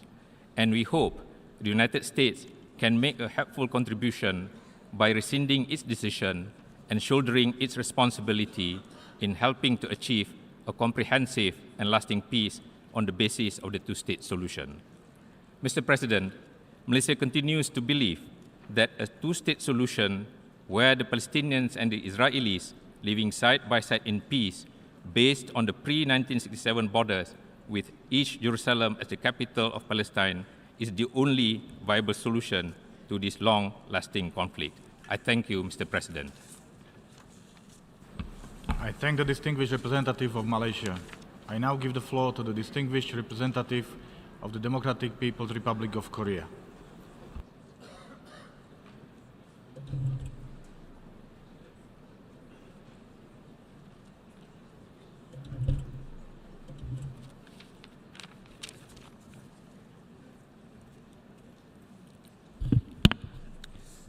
Mr. President, the international community strengthens its cooperation more than ever to put an end to the confrontation and the contradiction between Palestine and Israel, which lasted for over half a century, and to ensuring lasting peace in the Middle East. At the 70th Summit of the Non-Aligned Movement, held in Venezuela last September, the heads of state and government reaffirmed their commitment to defend the interests of developing countries in the issue directly related to the world peace and security, such as the situation in the Middle East, including the question of Palestine, by promoting multilateralism, especially by strengthening key role of the United Nations. Furthermore, last December, the United Nations Security Council adopted the resolution which argued Israel to stop the illegal construction of a settlement area of Jews in the West Bank and East Al-Quds. The decision by U.S. President Trump to recognize Quds as the capital of Israel and to move the U.S. embassy there will deserve a global condemnation and rejection, as it is an open defiance of and an insult to the international legitimacy and the unanimous will of the international society.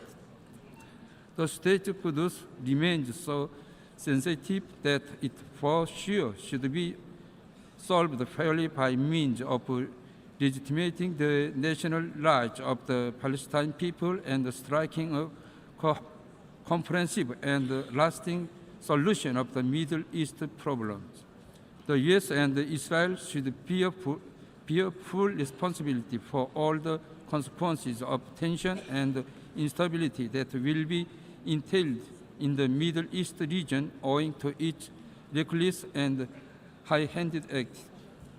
The United States and Israel should pay due attention to the efforts of the international community to solve the issue of Middle East, including question of Palestine, in conformity with the international law and other related UN Security Council resolutions for the benefit of the Palestine and the Arab people, and attend the Middle East peace process with honesty and diligence.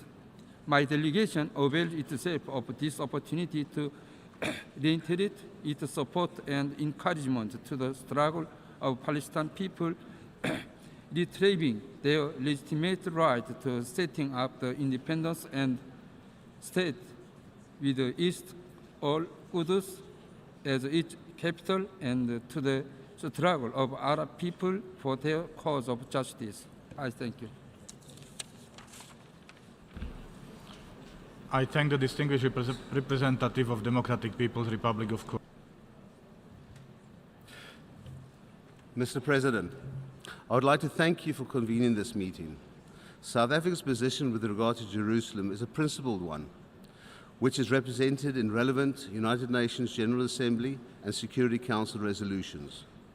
We believe Jerusalem is a final status issue to be resolved through direct negotiations between the two parties on the basis of the relevant Security Council and General Assembly resolutions that inform our position to support and co-sponsor this draft resolution. We would further like to state we align ourselves with the NAM statement as delivered by Venezuela. South Africa is deeply concerned that unilateral action by the United States to recognize Jerusalem as the capital city of Israel undermines progress that has been registered within the context of the Middle East peace process, the MEPP. We believe that the MEPP seeks to secure a lasting, sustainable peace between the State of Israel and the State of Palestine. We believe the decision by the U.S. government to relocate the U.S. Embassy to Jerusalem is regrettable and is not constructive in advancing a sustainable solution in the MEPP. The South African government remains in favor of a two-state solution for Palestine and Israel based on the international recognition and independence of the State of Palestine based on the 4 June 1967 borders with East Jerusalem as its capital, with the peoples of Palestine and Israel existing peacefully, side by side, in two independent states. We also recall all United Nations resolutions, including Security Council Resolution 47-6, 1980, and 47-8 of 1980 as well, to which the Council inter alia reconfirmed that all legislative and administrative measures and actions taken by Israel, the occupying power, which purport to alter the character and status of the holy city of Jerusalem, have no legal validity and must be rescinded forthwith, affirmed that the enactment of the basic laws by Israel constitute a violation of international law, decides not to recognize the basic law and such other actions by Israel that, as a result of the law, seek to alter the character and status of Jerusalem, and call upon all member states to accept this decision, and called upon those states that have established diplomatic missions at Jerusalem to withdraw such missions from the holy city. In this regard, we call for the full respect of the relevant Security Council resolutions and decisions.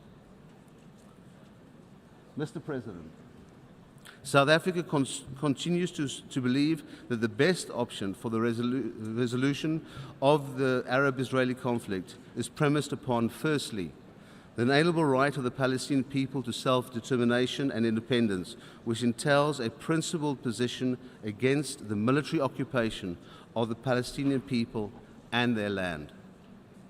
Secondly, the right of both the peoples of Israel and Palestine to live side by side in peace in their own states with internationally recognized borders. Thirdly, a belief that there can be no military solution to the conflict and that peaceful negotiations is the only means of ensuring lasting peace, security and stability.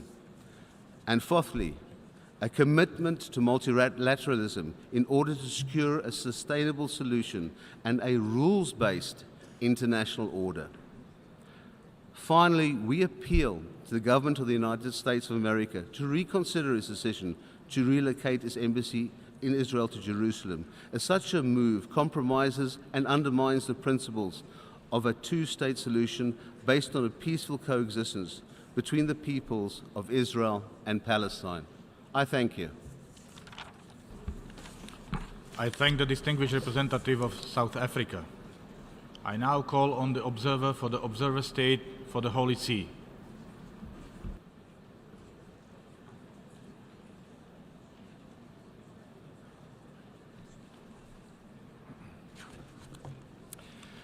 Mr. President, the delegation of the Holy See wishes to express its appreciation to the member states for their commitment to averting new rounds of violence and to promoting dialogue and negotiations between Israelis and Palestinians on the peace process and the question of Jerusalem.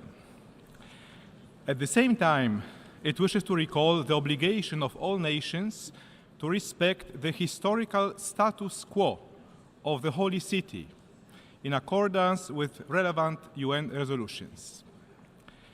Mr. President, the unique identity of Jerusalem, which is of universal interest, consists in its particular nature as a holy city, most sacred to the three monotheistic religions, and a symbol for millions of believers worldwide who consider it their spiritual capital.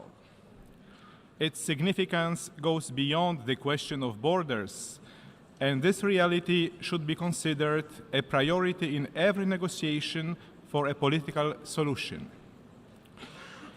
The Holy See, therefore, calls for a peaceful resolution that respects the nature of Jerusalem, its sacredness and universal value, and reiterates that only an internationally guaranteed status can preserve its unique character and be an assurance of dialogue and reconciliation for peace in the region. Thank you, Mr. President. I thank the observer for the observer state for the Holy See. We have heard the last speaker in the debate on this item. I'd like to inform delegations that the debate on the item has concluded. As such, statements will therefore be limited to explanation of vote. In this regard, I'd like to recall that in accordance with Rule 88 of the Rules of Procedure of the General Assembly, the proposer of a proposal is not permitted to explain their vote on their own proposal. The Assembly will now take a decision on draft resolution A/ES-10/L22, entitled Status of Jerusalem. For your information, the draft resolution has closed for e-sponsorship. I now give the floor to the representative of the Secretariat. Thank you, Mr. President. I should like to announce that since the submission of the draft resolution, and in addition to those delegations listed on the L document, the following countries have also become co-sponsors of A/ES-10/L22.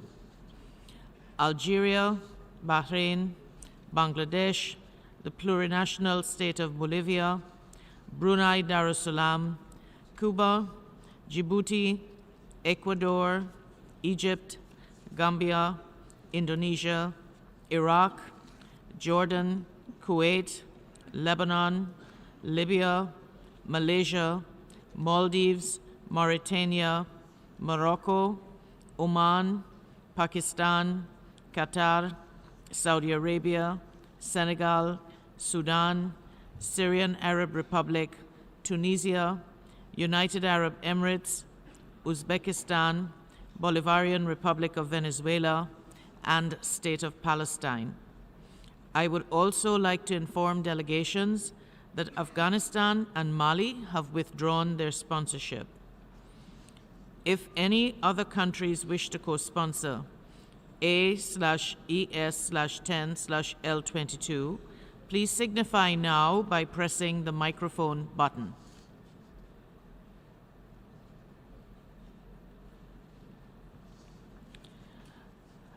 South Africa, Comoros, and Somalia have also joined the list of delegations co-sponsoring the resolution, and Democratic Republic of Korea.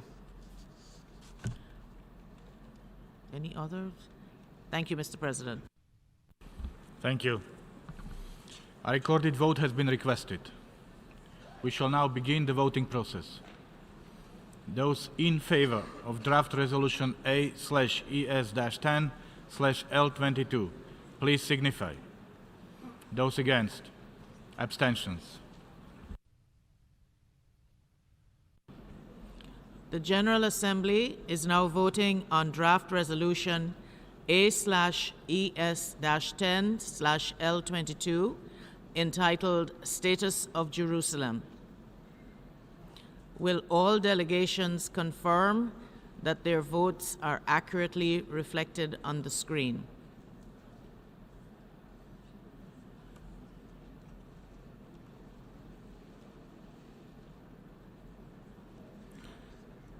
The voting has been completed. Please lock the machine.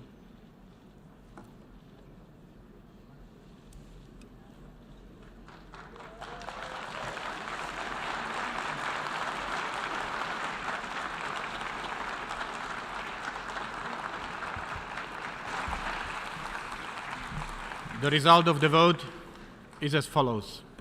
In favor, 128. Against, 9. Abstentions, 35. Draft resolution A/ES-10/L22 is adopted.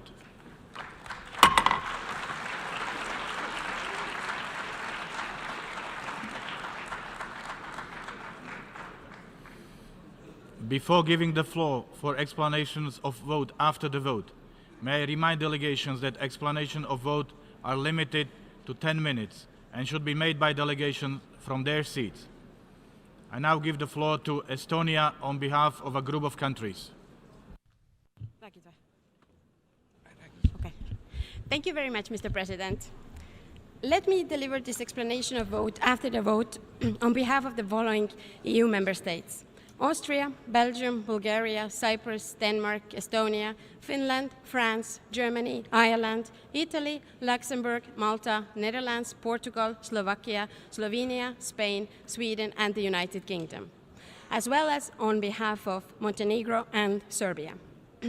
We reiterate our firm commitment to the two-state solution, and in this context, the position of our states on Jerusalem remains unchanged. The aspirations of both parties must be fulfilled, and a way must be found through negotiations to resolve the status of Jerusalem as the future capital of both states. We will continue to respect the international consensus on Jerusalem embodied in, inter alia, UN Security Council Resolution 478, including on the location of their diplomatic representations until the final status of Jerusalem is resolved. Recognizing the special significance of the holy sites of Jerusalem, we strongly believe that the status quo for the Temple Mount al-Haram al-Sharif must be upheld in line with previous understandings and with respect to Jordan's special role. Our countries will continue to work tirelessly with the parties, regional and international partners, not least within the Middle East Quartet, to promote a return to a meaningful process towards a negotiated two-state solution in line with known parameters towards a peace that can be sustained. A negotiated two-state solution which fulfills the aspirations of Both sides is the only realistic way to bring the lasting peace and security that both Israelis and Palestinians deserve. I thank you very much, Mr. President. I thank Estonia. On behalf of a group of countries, I now give the floor to Australia.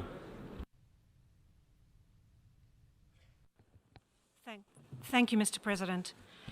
Australia has a long-standing commitment to a two-state solution in the conflict between Israel and the Palestinians.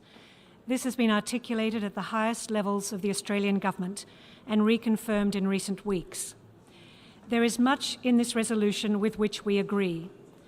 We agree that Jerusalem is a final status issue to be resolved through negotiations, and Australia will maintain its diplomatic representation to Israel in Tel Aviv and its representation to the Palestinian Authority in Ramallah.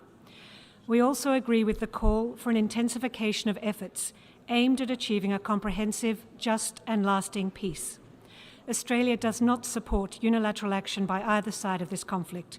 We consider that such actions undermine the peace process. We do not, however, consider that this further resolution, in addition to the many on the peace process issued by the General Assembly each year, helps bring the parties back to the negotiating table. We do not wish to see any party isolated from the process, and so we have abstained on this occasion. We also wish to see the United States of America continue to play a leadership role in seeking a resolution to the conflict. Although we are under no illusions that finding a resolution to the conflict will be easy, our firm and sincere hope is that Israel and the Palestinians will return to the negotiating table as soon as possible, and we continue to encourage them to do so. Thank you, Mr. President. I thank Australia. I give the floor to Paraguay.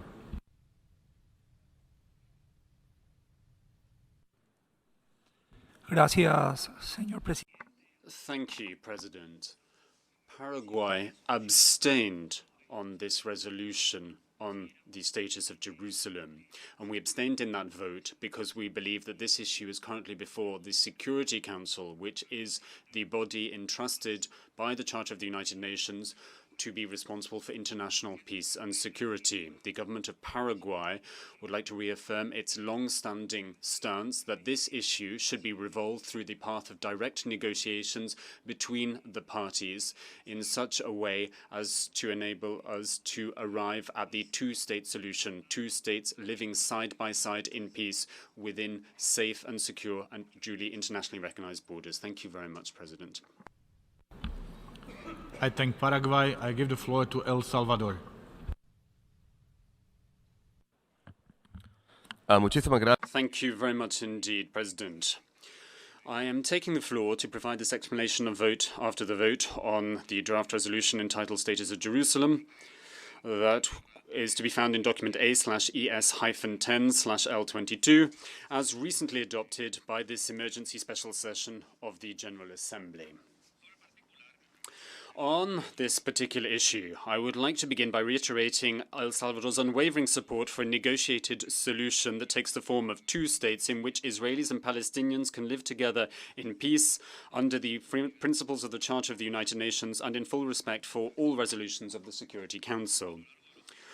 Over the last few years, and in all the resolutions adopted by the various commissions and committees and within the plenary of the General Assembly, El Salvador has been steadfast in its support of this view, of this end goal.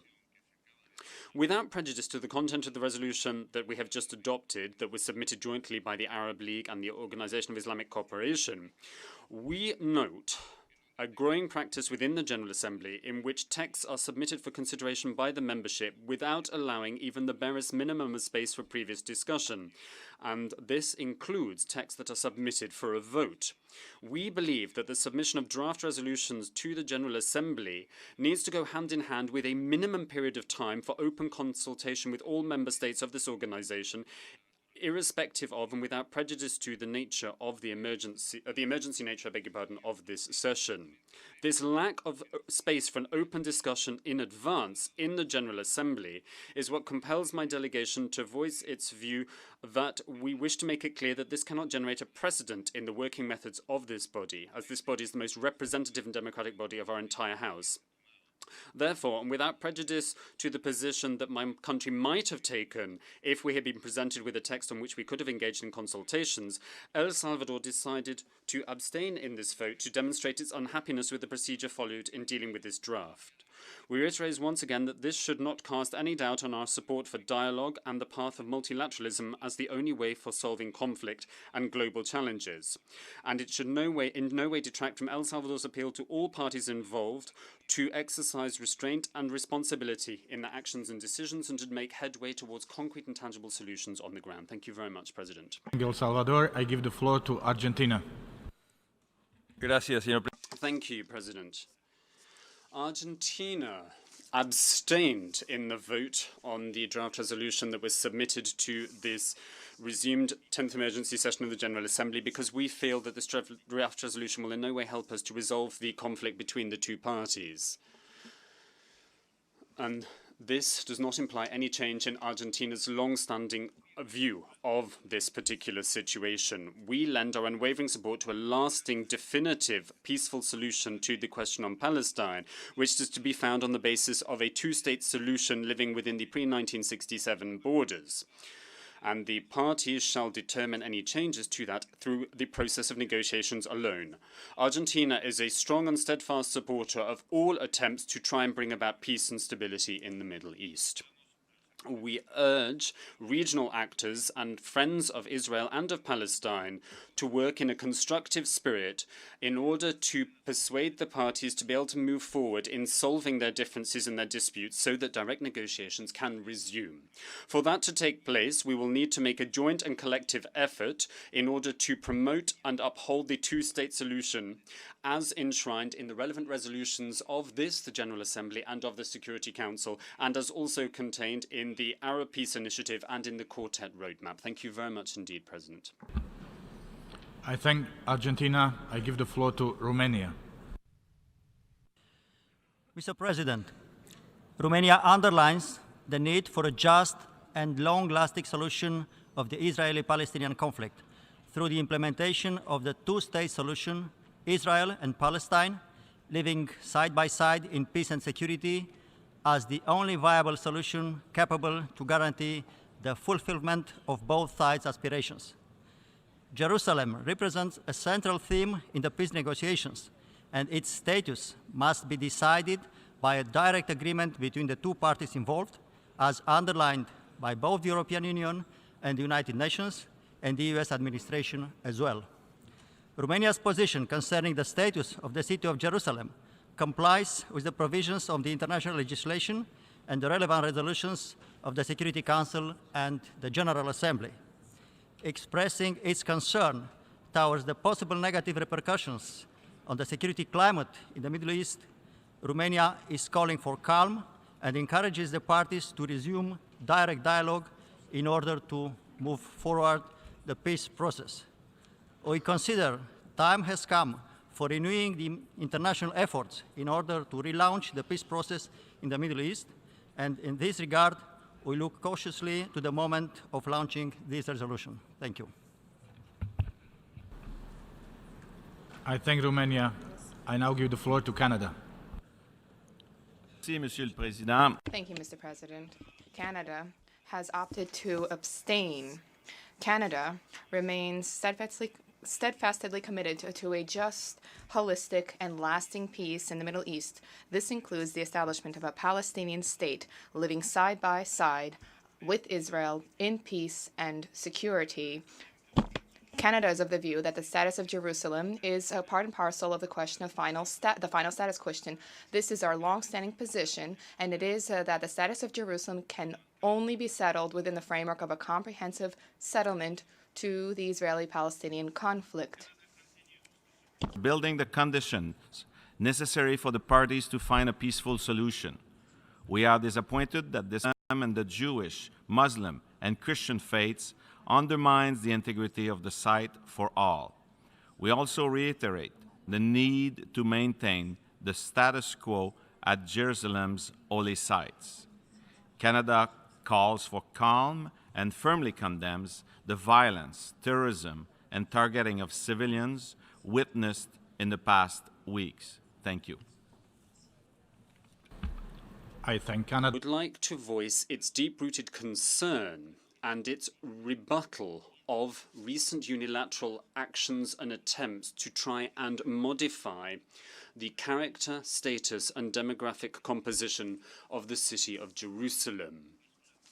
Such unilateral actions are a blatant violation of the relevant resolutions of the General Assembly and of the Security Council of the United Nations, including Resolution 2334, dated December 2016. This resolution makes it abundantly clear that no change shall be recognized to the 4th of June 1967 borders, including as that pertains to East Jerusalem, unless such changes are agreed to directly by the parties to the conflict. It is regrettable that the resolution is on the basis of compromise and commitment and framed by the relevant resolutions of the United Nations. Nicaragua would like to reiterate that such unilateral actions as we've seen in the recent past jeopardize peace and stability in this region and draw us further and further away from a solution to the situation in the Middle East. It is vital that we refrain from any steps that will further hinder a situation in which both countries can enjoy their rights and their freedoms and live together in harmony, security and cooperation and in lasting peace. Both countries and both peoples enjoy the same right to peace, security and sustainable development. Nicaragua, which is a friendly people of peace and a full respecter of international law, would like to reiterate its full backing and endorsement for all initiatives promoting dialogue, negotiation and conversation which will lead to the so long-awaited peace and to cooperation in this region. We call for a ramping up of national, regional and international efforts to support the quest for a solution to the Palestinian question. Gracias. Thank you, President. President, Mexico abstained in this vote because we are alarmed about the distortion that is taking place of the legitimate quest for peace between Palestine and Israel. Today, we are further away than ever before from reaching an agreement. We are certainly no closer. Mexico does not see it as positive or useful to the peace process that a unilateral declaration has taken place to recognize Jerusalem as the capital of Israel. Nor do we believe it to be useful, and we see as disproportionate calm and restraint on all sides. Mexico is a strong proponent of dialogue as the way of solving the conflict between Israel and Palestine, on the basis of the two-state solution. In other words, the right of both Israel and of Palestine to live in peace within the assembly. Israel must respect the special character and status of the holy city of Jerusalem, and it must also preserve the unique spiritual and religious features of the holy and sacred places of that city. Mexico will keep its embassy in Tel Aviv, as has been the case thus far for all countries that have diplomatic relations with Israel. All diplomatic missions have been in Tel Aviv, in line with Resolution 478 of 1980 of the Security Council. It is also in line with the relevant resolutions of the General Assembly of the United Nations pertaining to the status of Jerusalem.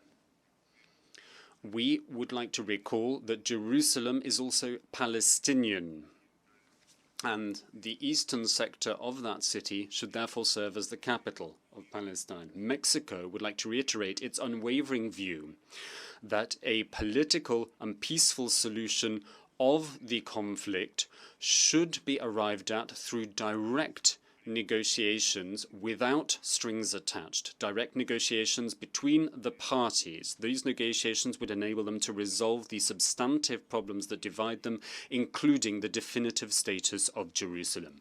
Thank you very much, President. I thank Mexico. I give the floor to Czech Republic. Thank you, Mr. President. Differences between both sides, the Israelis and the Palestinians. The Czech Republic strongly believes that it is important to find an outcome regarding the Jerusalem issue at the negotiating table.